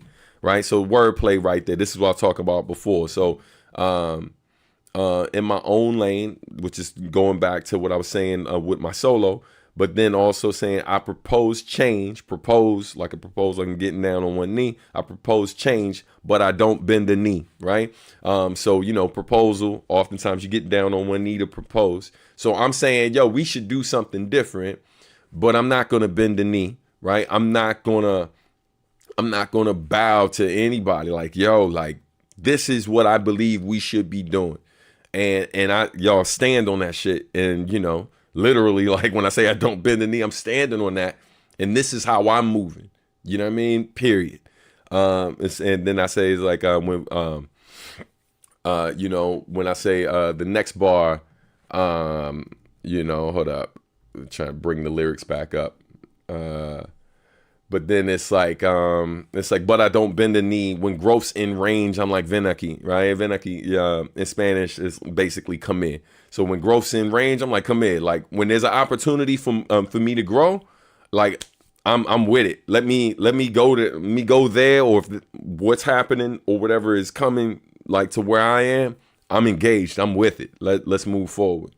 So that's verse 1, right? So second verse. Because we already broke down the hook. So verse 2, it says, yo, I'm glad I grew to what you knew I'd be. So now I'm shifting away from some of the people who were kind of somewhat disrespectful when they are making assumptions about my life and what I've chosen to do. And shout out, man. Shout out to those of you in the chat and stuff. Man, I appreciate. Hey, DJ Rockman, man. What up, man? Good to see you up in here, family. You know, got the crew up in this joint. Man, we got to catch up, bro. It's been a minute since we've talked, bro. But yeah, we should catch up soon. So anyway, second verse goes, yo, I'm glad I grew to who you knew I'd be. And in that line, I'm literally addressing the people who, it's not that they didn't try to give me guidance or make certain suggestions or call me out on my bullshit, but basically they saw stuff in me that I didn't see in myself. And they believed that I would get where I was trying to go, or where they knew a point where they knew I would be someday. So yeah, yo, I'm glad I grew to what you knew I'd be. Gratitude for every opportunity. Patient while you waited for the future me to find the right brand that suited me to a T. Right? So, you know, the gratitude line, just, man, letting those people know that I'm grateful for them believing in me. And then I'm grateful for them not just believing in me, but like sticking around to see me get there. Because one of the things you learn in life, if you're blessed enough to grow older, is, man, not everybody makes the journey, makes the trip with you, or sticks around to see if you're going to grow into the person that like you end up becoming. And then sometimes people are watching from afar and they just don't reach out to tell you they see it, but they're following along your journey in different ways. But like, you know, a little wordplay toward it. It's like where I say patient while you waited for the future me to find the right brand that suited me to a T. So like, you know, making a reference where it sounds like I'm talking about clothing or fashion. But when I say find the right brand, like basically figure out who I am, because who I am is ultimately what my image is in this business, but then also in this life. And like, you know, so find the right brand, right? Like think of clothing brand that suited me to a T, you know what I mean? You know, taking the to a T line, but then also kind of making it a literal thing, like tying it with the clothing and stuff. But ultimately, like, you know, figuring out what my authentic self actually was, and then walking in my truth is really what I'm saying there. It says, look at all the change that I've undergone. Guessing this is what you prayed for all along. Like when I think of my sister, when I think of my mom, when I think of other people and stuff who really, you know, my sisters, plural, I should say, my brother, all these different people who kind of believed in me and, you know, rooted for me along the way and stuff, and the fans as well. You know, and so that's what I'm talking about. Like, you know, acknowledging the different changes that I've made over the years, that were for the better, you know, and then also acknowledging like, yo, like, this is what you were talking about. This is what you were hoping for. Damn. You know what I mean? And just letting that, just kind of sitting with that. And then talking about like how, you know, on this path, like I ran till I fell, stood up. I fell, but I stood up, walked it off. This is all tying into the last song that I played for y'all, The Last Leg, where it talks about this very thing about oftentimes being expected to stand up even after you fall, you know, like regardless to how much pain you're in, and figuring out how to get past it, how to still move forward, basically walk it off. Step back in the ring, and you didn't need to call it off. In other words, like, you know, there's been times where, and you see it in fights, fighters in the ring getting his ass whooped. He comes back, the coach is like, oh, yo, I'm gonna need you to do this. Yo, you making this mistake, you making this mistake. Hey man, if you get in trouble out there, like, yo, I'm gonna call this thing off, man. If you don't show me something, I'm gonna have to stop this, because I want to win. I want you to win, but I love you enough to know, like, hey man, this ain't it. This ain't it. And so that line where I say, you know, step back in the ring and you didn't need to call it off. Like, you know, I knew you believed in me, but I also recognize this shit has been hard. Like, this has been a hard journey. And, you know, I'm blessed that I'm strong enough to survive it and get to the other side. Because a lot of people don't. You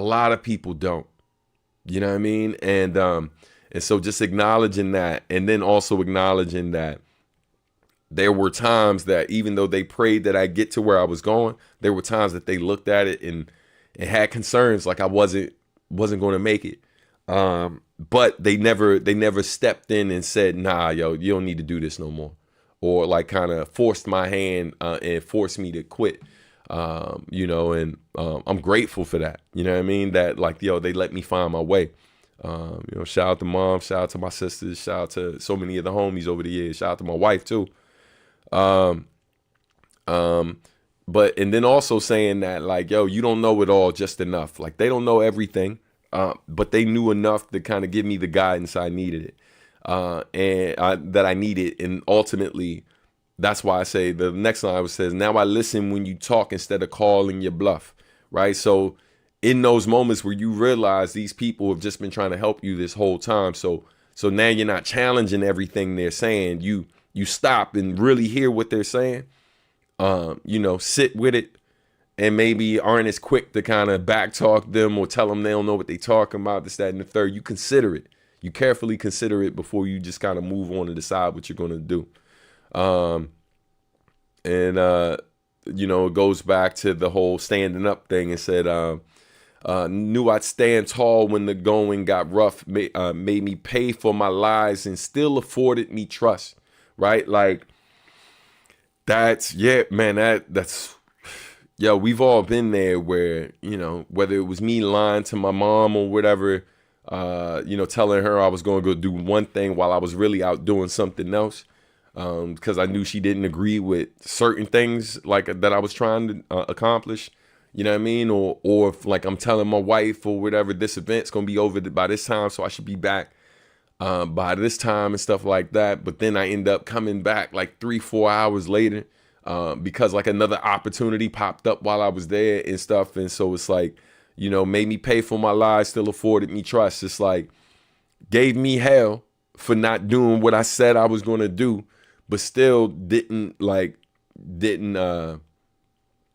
give up on me doing better going forward, right? And still trusted that I would do the right thing overall.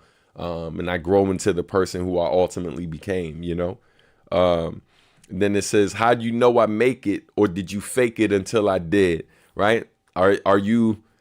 Were you pretending to go along with it, but like in your mind, you're like, yeah, I don't know if he's going to be able to do this. And I think that is a real thing. I think we've all met the person was, man, I always knew you was going to, and I'm like, did you though? Did you? Right? So that's why I also acknowledge that. It's like, yo, I know most of y'all have been here for this whole trip, but then some of y'all I'm still not sure about.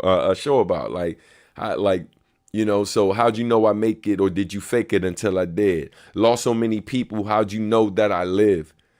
That one, it's a tough thing to write, like, just acknowledging all the homies. I know most people, when I say that, immediately think of Nujabes, but it's not. It's Nujabes, it's Dextream, it's the homie Majesty, it's Pumpkinhead, it's oh my God, my man Vice versus my man Chilo who just passed. I haven't really talked about that, and just so, man, I'd be here all day like trying to name all the different artists and homies over the years, and I'm just talking about the ones who are creatives, let alone like friends, RIP to my man Brandon. RIP to so many different students I've lost over the years. So like, again, like saying to these people who've been rooting for me and support me, how'd you know I make it, or did you fake it until I did? Lost so many people, how'd you know that I'd live, right? Quitting ain't our nature. We give it all we can give. Head up to the sky, but my heart's where it lives, right? Head up to the sky. Oftentimes when people think of praying to God and stuff like that, they're thinking of a God in the sky. But me also recognizing that, the Most High lives within me. So I never got to look too far. Like, if you believe in a higher power, that higher power works through all of us, right? So I'm not looking to the sky. I'm recognizing that, like, the power of the Most High lives in me, and I have the ability to do whatever it is I set out to do. So, occasionally I pray or whatever, ask, and I probably don't pray as much as I should, but I'm grateful. I got a lot of people who pray for me. But I'm always just like, recognizing that, like, I made a whole song about it. We're talking about, like, if you believe that you're a child of God,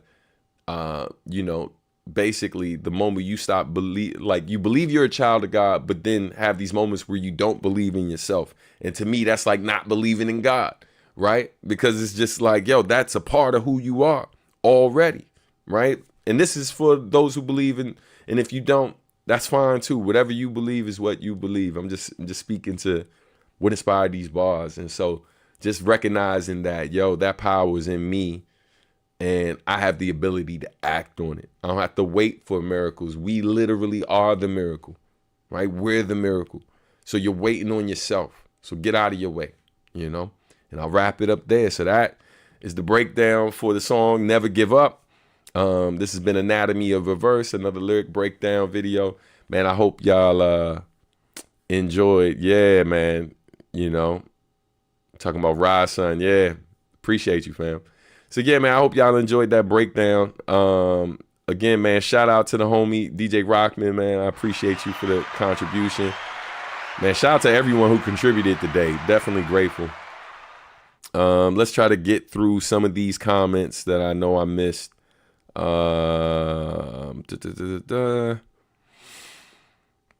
see. Okay. Third time's the charm. Yeah, I know. It took me a minute to start. Had a call, so I had to catch up. Glad I didn't miss the breakdown. I hope you enjoyed it, fam.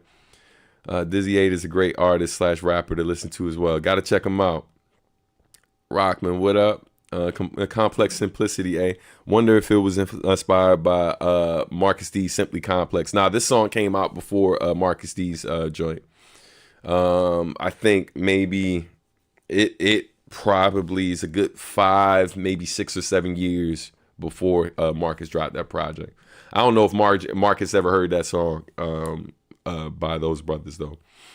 Read that wrong at first. I thought you said Drizzy. I appreciate you for appreciating the bars, man. Thank you, family. Joshua says, I took that the opposite direction. Must feel good to know you're wanted. Yo, Substantial, tuning in from Ireland. To This Union of Sun Was Born is one of my favorite rap albums. Is my favorite rap album. Would you ever come to Ireland? I'd love to see Kim live one day. I'd 1,000% come to Ireland. Fun fact for you. When I did my DNA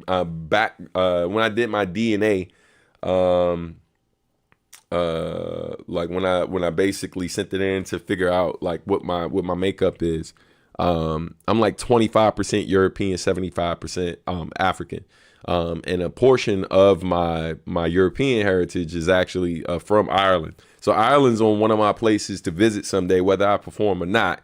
I plan on visiting Ireland. I'm slowly trying to make my way around the world to visit all of the different places that my ancestors were from. Whether those are the ones where, you know, love brought us here, and then in other terms, you know, I am African American, so that European side, like oftentimes or whatever, it's not always a part of you because of love, right? So acknowledging that, but I'm still interested in like being anywhere in the world where my ancestors originated. So yeah, man. So shout out to Ireland. Hopefully I'll be out there performing someday, but just know I'm coming regardless. You know what I mean? Whether I get the invite or not, I'm gonna be there. Love to see Sub adding a little Spanish to the track. Yeah, man. I am not fluent at all, but I hear certain words enough to know what that means. Shout out to my daughter who speaks more Spanish than everyone in our house combined, which ain't saying a lot, but my wife probably knows a lot more than I do. But my oldest daughter she was in Spanish immersions from 1st through 8th grade. So and then she took it some more when she got to high school as well. So I think she's taken at least maybe 9 or 10 years worth of Spanish. So I wouldn't say she's fluent, but yeah, she can definitely speak it a bit better than most of us and definitely understand a bit more, you know. Yes, we do. We definitely got to catch up. People thinking you're soft is so true. I get the same thing. I always say I choose to be positive and kind. It doesn't make me soft or mean. I didn't come up in a rough city or couldn't handle it. It's a weird thing, man. It's like so many people think that you like being hard is a performative thing as well, right? Where it's like, you know, what makes you hard is how you handle certain situations, right? Like, because there are people who oftentimes they check all the surface level things in terms of what it means to be hard, right? Like, you know, they talk crazy, they act all they, you know what I mean? They bullying people verbally. They doing all the things. They like, yo, and the Oscar goes too. Like, they're doing all the things, but when the shit really hits the fan, like when it really, really goes down, who are they in those moments? Because that's what it really comes down to. That's what makes you hard. That's what makes you all of those things. It's not the performances in between those moments. You know what I mean? And so for me, it's a smart strategy, right? Like how I live. Like, I'm not out here trying to be tough guy or trying to act tough and this, that, and the third. Like, yo, I'm a loving person. So I lead with love. But make no mistake. If it go down and it gotta be the other way, I'm okay with that too. I'd rather not, but I'm okay with that. Because that's what I come from. You know what I mean? But my uncles, my father, all these different men who try to give us a different life, they ain't do all of the shit that they did and then try to make me, my cousins, and all of us pivot to something else for us to be out here acting or whatever. But make no mistake, like, that's what we come from. That's what I come from. So, you know. All right. There's been so many quality new tracks dropping with so many different vibes. It's hard to pick a favorite, but this is definitely a strong contender. Man, thank you, fam. Christopher says, have you ever done an anatomy of a verse for When the Luster Fades? No, I have not. That would be a dope one to do. If not, I'd love to hear a breakdown for that song. Man, I'll keep that in mind. Let me make note of it real quick. So, anatomy of a verse suggestions. We'll create our little suggestion box for it. And so we got When the Luster Fades. All right. Thank you for that. And if anybody else has some, we can definitely add some other ones to the mix. Thanks for pointing out what song I was referring to, Josh. Thank you. Sal or Power of Self? Yeah, no, it was Power of Self. That's the right one. Damn, that's deep. You are the miracle. So get out of your way. Man, I appreciate you for appreciating that. Power of Self was another deep track. Thank you, family. Much love, Substantial. Thank you, fam. Subject Delta says, what advice can you give for an album rollout? I've been trying to find a day for one I'm making.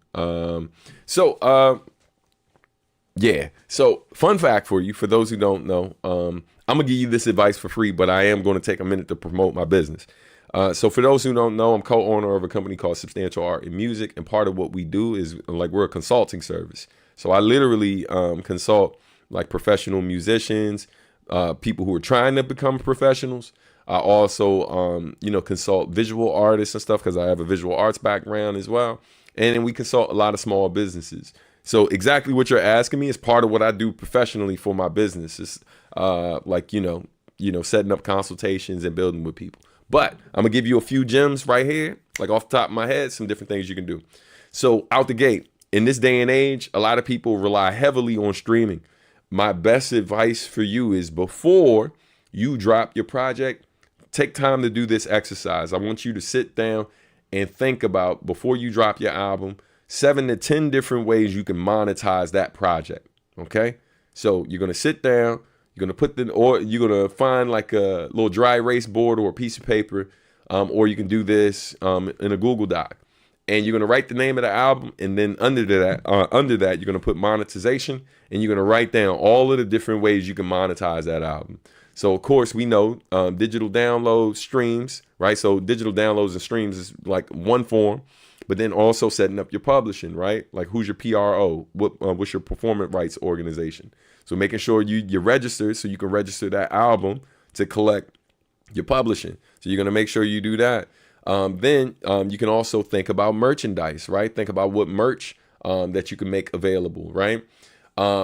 for your digital downloads and streams, going back to that, when you're gonna think about like, yo, did you produce the record yourself? Because if you did produce the record yourself, if you did, you can release the instrumentals. Even if you didn't produce it yourself, if you bought exclusive rights to those instrumentals, you can drop those instrumentals too, right? So like just the way you can kind of create other revenue from that. Other different things, like, you know, sync licensing opportunities for your songs. So one of the things you could start looking into, and this is something that you can also, I mean, something you can think about for your project, but just for your music in general, go on LinkedIn, right? And start looking, like searching for people who list themselves as music supervisors, right? And see if they are actively looking for music for particular projects they're looking on, because you could potentially get placements for some of the music from that album, and that becomes another revenue stream. But that's an exercise that I do before I release anything. Before I release anything new, of course, I spend a lot of time focusing on the creative part, but I spend equally as much time on the business. Marcus D does not agree with me when I said this, but there's an art form to this business as well, right? And the business can be an art, like if you are disciplined, like the same way I spend time digging for sounds and figuring out how to this, that, and the third, I spend an equal amount of time reading and learning about various aspects of this business and finding better ways to kind of navigate like my career. It's the reason why I've been able to have the type of career I've had as somebody who's not as known or as popular as some of these other artists, but still make roughly about the same amount of money, and in some cases more, for people than people who are more popular than me. So, you know, that exercise is important. But one of the things you should do as well is not rely so heavily on just like streaming platforms and alternatives to streaming platforms. Bandcamp's great, right? So make sure you have a Bandcamp page too. But while Bandcamp is great, and while streaming DSPs, digital streaming platforms, are great too, there's nothing better than having your own website, right? So what I do, I know I see some artists who basically they buy their .com and then they use Bandcamp or a different platform to act as their website. That's still not your own website. So, yo, you build out your own infrastructure so that you can have or use one of these other sites where you could build a website that you can literally have another revenue stream. Like, it's not just Bandcamp, right? So, because oftentimes, you know, Bandcamp is taking a percentage versus my website, it's a flat fee every month. And so if I sell a lot or whatever, they are taking significantly less from me than Bandcamp's taking. Now, Bandcamp's taking less than all of the DSPs. And so I really love what Bandcamp does. But Bandcamp has also been bought and sold several times. And so while we hope it's a forever thing, it may not be. So it's important to still have your own website, still have your own platform built out where people have a place to go if these other things go away. More important than all those things is also having a mailing list, being able to collect people's email addresses so you can keep them engaged. And that's something I've been slipping on. I haven't sent the email blast in a while, but y'all about to catch all the blasts in a minute. I don't know if that's pause worthy, but it might be, so pause. But you're about to catch all these e-blasts in a minute for all the stuff that's about to be going on from now until next year. But you want to make sure that you're building out a mailing list so you can reach your audience directly. That's something that Bandcamp is great for, is allowing you to collect people's email, and they even have a messaging feature as well. So set those things up. And now, when you finish that project, make sure that, yo, you don't just just quickly like throw it out as quick as it's done. Give yourself like at least 6 to 8 week lead time, right? Because some of these sites that you're releasing your music through, they require a certain amount of time for pitching. So if you want to pitch to their editorials, Bandcamp has their own editorial, and they also have their own radio shows and stuff like that where they feature some of the music and highlight some of the music on their site. You can also pitch via Amazon. You can pitch via Spotify as well, even though we all know that Spotify is the devil. But you can pitch through these different platforms. But the more time you give yourself, lead-in time, is helpful. But what I would suggest is to release your album first on your website and Bandcamp. Allow people to go to the places that are most beneficial to you when they support you. Give some lead time for people to go support it there first before making it available on the DSPs. because the DSPs pay the worst. They take the longest to pay and stuff like that. So you want to direct people to the best platforms. And of course, your fans going to be like, yeah, but when is it coming out on this platform? And you let them know, oh, it's going to be a month or it's going to be 3 months. You tell them how much time. And some of them, the ones that care most, will ask, why? Why are you doing that? And this is an opportunity for you to educate the consumer. You tell them like, yo, I'm making people go to these platforms first to support me because these are the best places to support me, right? That's why I'm making sure you go there. And there's a lot of other stuff there that you can check out that when you go to these DSPs, that other stuff won't be there, right?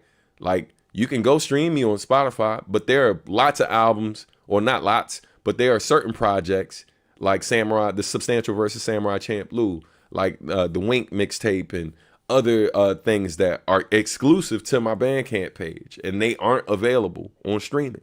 You see what I'm saying? So that's why you want to go to those places first. And then also, not only can you stream it on Bandcamp, but if you want a digital download or you want to buy merchandise, all of that stuff is available there. And it's also available on my website. See what I'm saying? So that's part of your strategy too. Last part I'll suggestion I'll give you is for the DSPs. Do something called it's called a waterfall release strategy, which is basically you drop your first single. Right. There's certain artists who like, yo, I'm just throwing out the whole thing at once. Great. If you're in a position to do that and you get lots of streams and stuff like that, that's wonderful. But a quick reminder that we are in a time now where Deezer and Spotify does not pay you if your song does not hit 1,000 streams in a year. Right. So it's important to remember that. So you should be releasing your music in a way that's going to help you get to those numbers. And the waterfall release strategy is a proven strategy that helps you get more streams.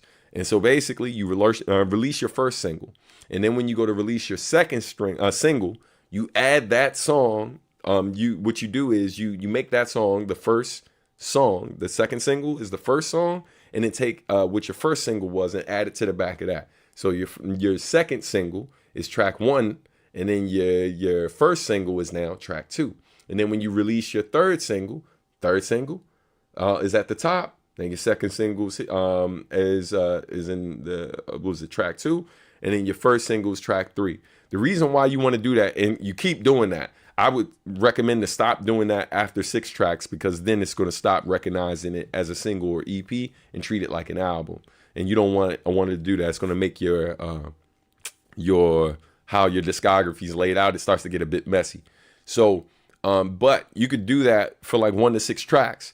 The reason why that's a good strategy is because if you don't do that, what Spotify does and what a lot of these platforms does is they play the one song, and then when the one song is done, they take it to a radio station that plays similar music. And your songs on that playlist only get played once every 3 to 4 tracks. You see what I'm saying? But if you keep adding your songs to the back of the next single, right? It's basically making it so that the new song is always going to get the most plays. But now your song that has been out for a while, that's starting to fade off, is now about to see bare minimum 2, sometimes as high as 10 times the plays that it was receiving after being out for a few weeks. So in other words, the waterfall strategy is going to help bump the streams of all of the stuff that was previously released, right? So it's an organic way to just get more listens to your music and ultimately make a little bit more money from streaming, from our fractions of a penny that we get. But those are some free gems for you, fam. Subject Delta, I hope that was useful. If you're ever interested in a real consultation where I take the time to actually research your music, and then we meet for 90 minutes or something like that, if you're ever interested in doing that, I've done that a ton of times. If you ever want to speak to artists who've worked with me, I can give you some references and stuff like that. But yeah, man, it's just something I do that not everybody knows that I do.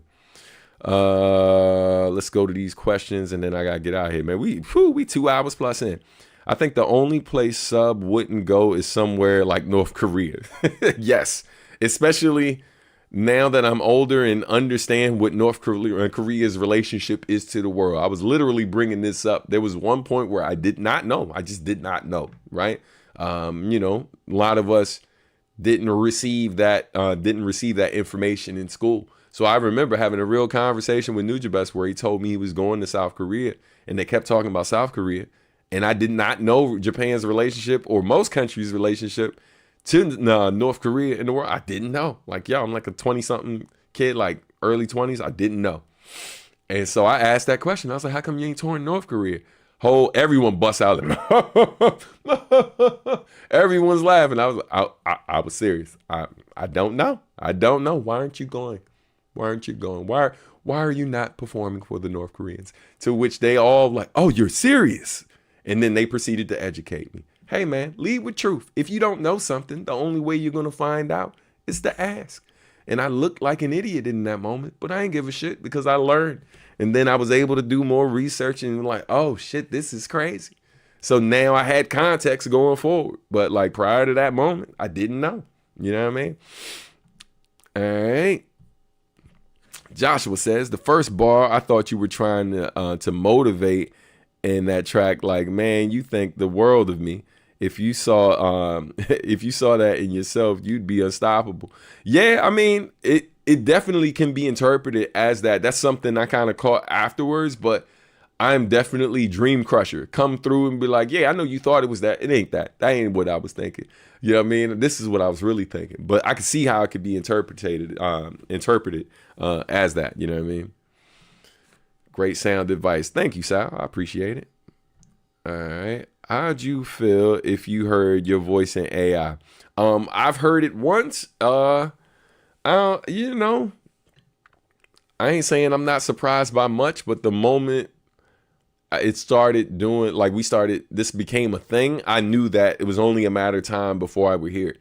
And so I have heard what an AI version, like there's this joint where it's like if you're a person that has to do like when I worked at Words Beats and Life, the owner of it, like, you know, he was trying to do these weekly things. And so rather than him recording it all the time, he would just write it up. And then when he write it up, he was using this technology that basically would, they record a few samples of his voice.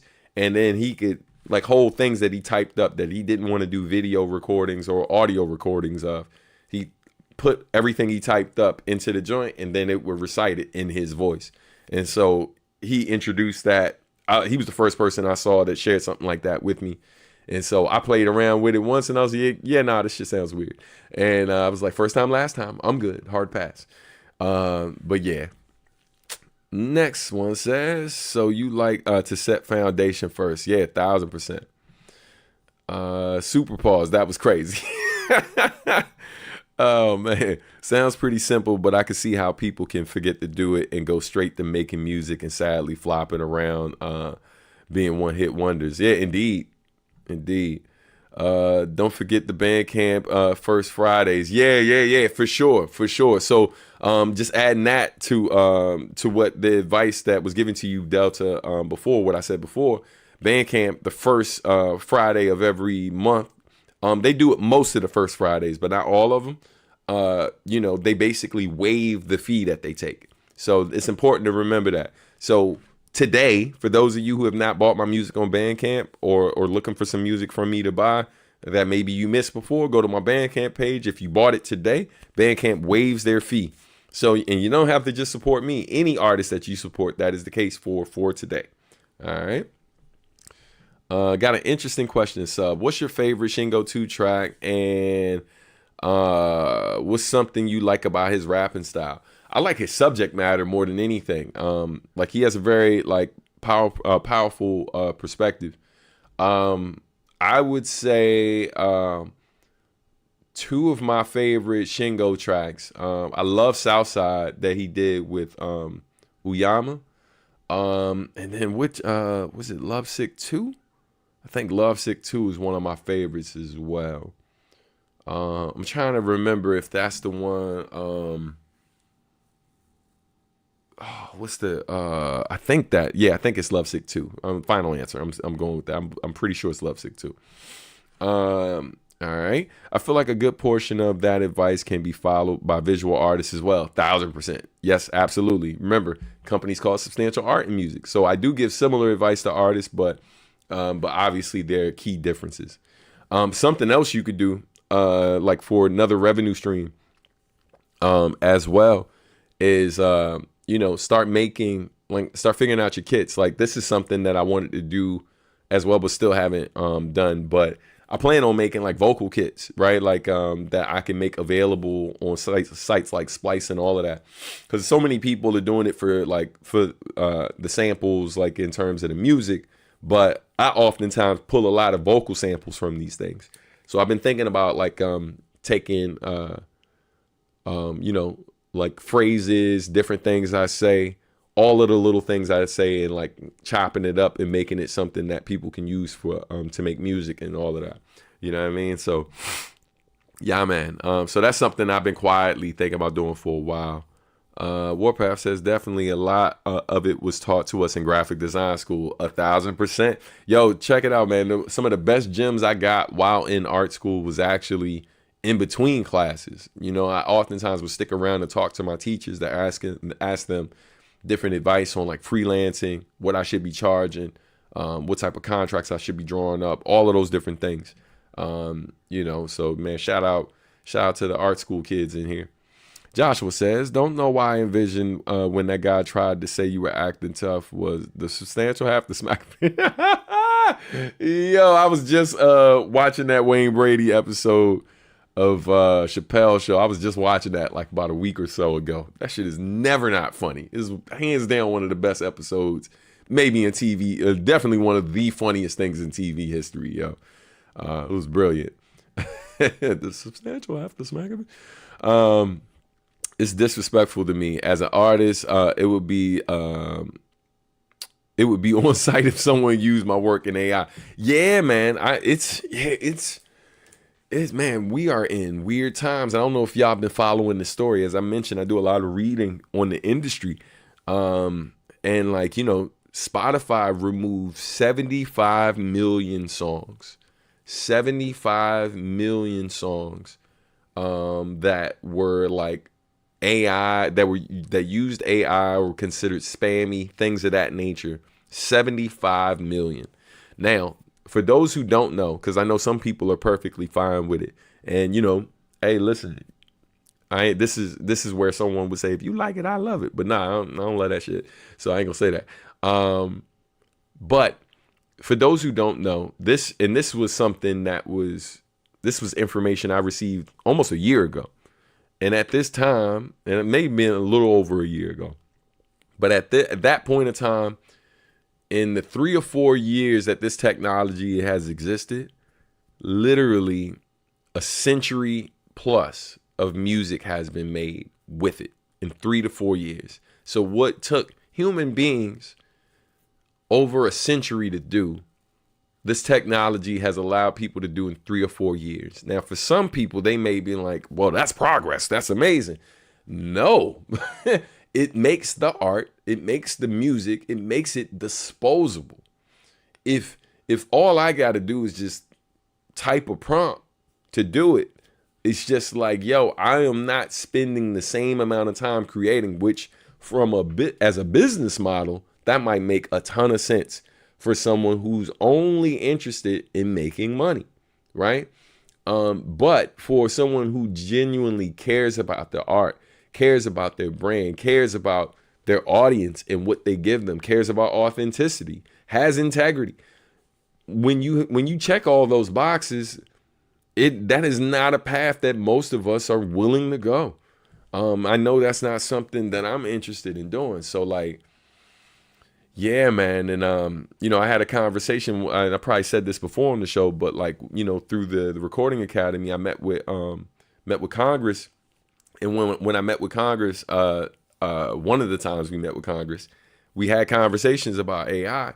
And what the congressperson asked me was, they was like, well, how would you feel if there was this thing that could automatically, you were automatically like opted into this program that like would pay you like royalties based on AI studying your stuff, right? And like, if it just like a rolling thing that just kind of automatically added artists into that when it happened, so you'd get something from it. And he's like, do you think that'd be cool? And And like I said, I know I'm pretty sure I said this on the show before, but I told him, I was like, hell no. I was like, nah, I wouldn't be cool with that. And then he was curious why. And I was like, because you don't regulate sampling the same way. With sampling, I can negotiate whatever rate I want, right? And I should be able to do the same thing for this. If you want to use my stuff, I should be able to look you in your face and say, hell no. Or I should be able to see what rate you want to offer and then come back and be like, think again. Let's try harder. Right? And I think every artist should be able to make that decision for themselves instead of giving these folks like more power than they already have to be able to determine what's the fair rate to give artists. Because we see what happens when other companies do it, right? i.e. Spotify. And so not only do they pay us a fraction of a penny, but now in some cases they're not paying artists at all, because if you don't hit 1,000 plays, not over time, I'm talking about within a year, you have to do this every year in order to get that $3, right? Or in some cases, $4. And so an artist like me who has hundreds of songs, almost like I'm only a couple hundred away from 1,000 songs, right? I think I have over I think I'm like around 800 credits at this point.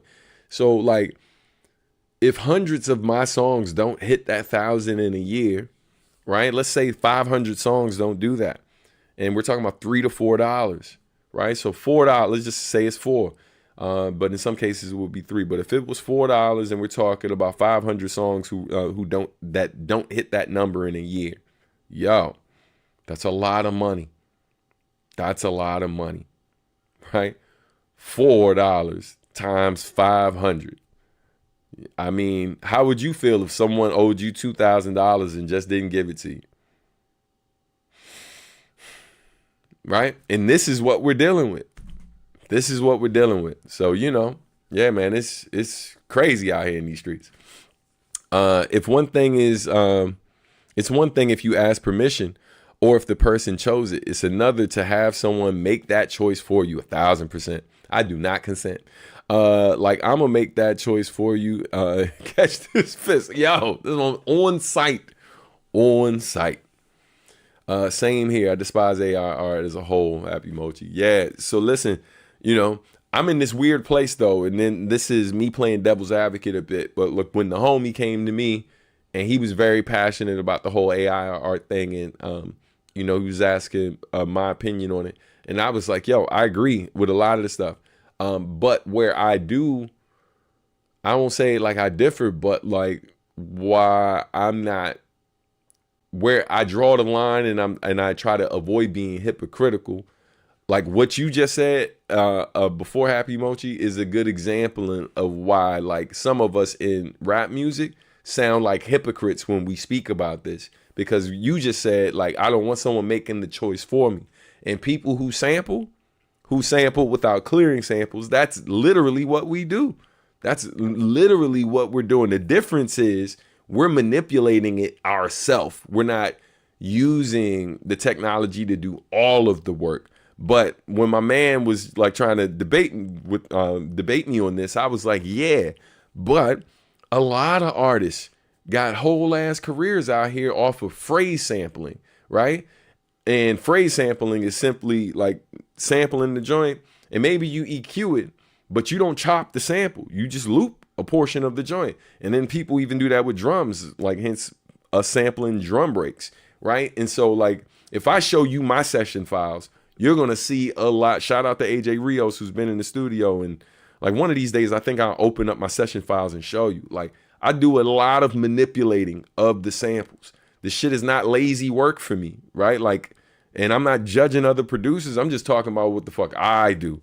But I come from a place where like, yo, like that's something we recognize and learn young, that like the whole phrase sampling shit is like, I remember, I think Algorithm was one of the first people to kind of say something to me about it. He was like, yeah, I mean, phrase sampling is cool and shit. It's a little boring because, it's not, there ain't much to that. You find a beautiful sample, or a really dope sample, and then you just loop that shit. And we're in a day and age now where people don't even put drums over the shit no more. So they're doing even less. So So where I just try to call out producers and hip hop artists on this shit. I'm like, yo, you're not gonna be over here talking all this shit about this. Like in some capacity, we don't do similar shit with other people's art and other people's music. Let's keep it real. And how many of us like jack like stock photos from online, but then we don't even pay for the stock photos, right? Like we take the little blurry joint, try to make it a little nicer. Like, dog, like I pay for stock photos. You know what I mean? I buy fonts, right? Because I'm like, I've done professional graphic design, and I got clients who are big clients. So I can't do the shit I was doing before. Like I gotta do it the right way, because otherwise the laws, the lawyers, all the people's gonna show up at their door, and then they gonna show up at mine and be like, hey, all that money we paid you, we don't need that back, because you ain't get permission to use this font. You ain't get the license to use this font. You ain't get the license to use this image. You ain't get the license to use this, that, and the third. So like younger me, when I was a kid, when I wasn't a professional, like, yeah, it was just kind of cool and it was what we did. But like, as somebody who's had to, go through a million emails and then go through all of this stuff and be accountant and try to figure out how much I got to pay them, how much I owe these folks because I didn't get permission to sample their stuff. Yeah, it's something I'm a lot more wary of now, because I'm not going to be here forever. So the point of it is I care more about it now, because I know when my time comes, my family's going to have to deal with that. Or whoever owns my catalog is going to have to deal with that when I'm gone. And that shit is a waste. It's a waste of time. It's a waste of time. It's easier to just pay the people if you can afford to pay the people. And the truth is, most people can't afford to pay the people. But if you got to the point where you making a decent amount, yo, fam, if you making $100,000 a year off of this shit, if you're even making close to that, or if you're making over that, you can afford to pay the people. You can afford to pay the people. Because if in some cases, if you choose to sample people who aren't making like hit records with the joint, a lot of these people you can reach out directly if they still around. It's a bit tougher if you try to sample stuff like from the past, but there's a lot of new artists who are making the old sound, right? So that's part of what I did on my record when I sampled South Penguin. Like, yo, I love how their shit has like an old sound. And I love the vibes of it. And I was a fan of their music before I even thought to sample them. But then I heard one of their tracks and I was like, yo, this would be a fire sample. 1580. And so, yo, I just reached out to them directly. And was just like, yo, who do I need to talk to so I can sample this record from y'all? And then they put me in touch with the label. We negotiated the thing. I was able to pay them up front. And then once like the record makes a certain amount back, then I can pay them pay them additional royalties going forward. You know what I mean? And they get the publishing too. And more importantly, whenever I meet them, it's gonna be love. It's gonna be love. You know what I mean? So, because if I didn't do that and they found out the other way, what a lot of people don't know is not only do you have to pay these folks if you get caught out there, but sometimes they can take complete ownership of the song. A lot of people don't tell you that. So you notice certain artist songs end up disappearing and you be like, yeah, how come when they re-release that record it's missing that song? And that's why.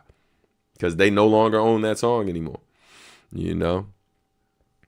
Yeah, man. Look, got me out here crazy. You know what I'm saying? We in here. Yeah, we running 2.5 hours right now, so that's definitely my cue. I think I just got a text. Let me see if it's from the boss lady. Yep, that's my cue right there. So I'm gonna get ready to wrap it up, y'all. Hey, man, thanks for the amazing job. I'm sure I missed some questions. You got to make 1,000 song a huge event, yo. Yeah, I was about to say 1,000%. Love technology, especially new tech. I will always give anything a chance, especially to help when I'm in a rut. But I will never abuse tech to fully make art. That to me goes against what I do. Yeah, I agree. I respect that, Sal. I'm open to AI as a tool and exploration of new tech, but only when it's a tool and it's not stealing or taking advantage of others. Yeah. Listen, one of the things that I don't hear enough people use Chat GPT for is like, man, like, let's say you get a contract read over your contract, right, yourself, see what you catch. And then you can upload that contract to ChatGPT and basically give it certain questions or whatever that are genuine concerns of yours and see how many of those problems it can catch, right? And then look at your list, compare it. Like, you should still do the work first, but then after you do the work, like, man, you know, send it to somebody on your team or whoever, but then also use this technology in a way that, like, that's a way that people don't think to use. And, you know, so I found some interesting ways to use it. I remember I told my lawyer friend, or a lawyer associate of mine, that I used it to do similar things. And she got in her feelings and expressed some things that, like, I think a lot of us consider. I was like, yeah, but you know, the difference is, like, yo, you as a lawyer, like, potentially make more off of my art than I do if I pay you what it is you're asking me to pay. And that's before I even release my stuff, right? Like, everybody is getting paid up front for artist's work, and oftentimes more than what the artist makes, especially when we're talking about indie level, before the artist even gets it, and even on the mainstream level. So, like, that's where we differ, because, for example, it's easy to say that to me, but then simultaneously be talking to me about a $3,000 retainer and then potentially charging me several $100s per page of that contract, right? Then meanwhile, the contract is only for an advance of like $10,000. Fam, what are we doing? Right? What are we doing? So I get it, man. Anyway, sub from home in 2026. I don't know. We'll see. Maybe we'll do an old performance on the joint. We'll see. Maybe when I'm in my next place and we got a different setup. But that might be worth bringing back at least a few times a year or once a year. All right. On that note, I'm out for real. Everybody, thank y'all so much for tuning in, man. I hope y'all have an amazing weekend. It is now my youngest daughter's favorite part of the show. It's time for that. Thank y'all for watching, man. Thank you for all the donations today too, man. I really appreciate y'all supporting and keeping me and mine off these poles, one donation at a time. God bless you and yours. Y'all have a great one, yo. Peace.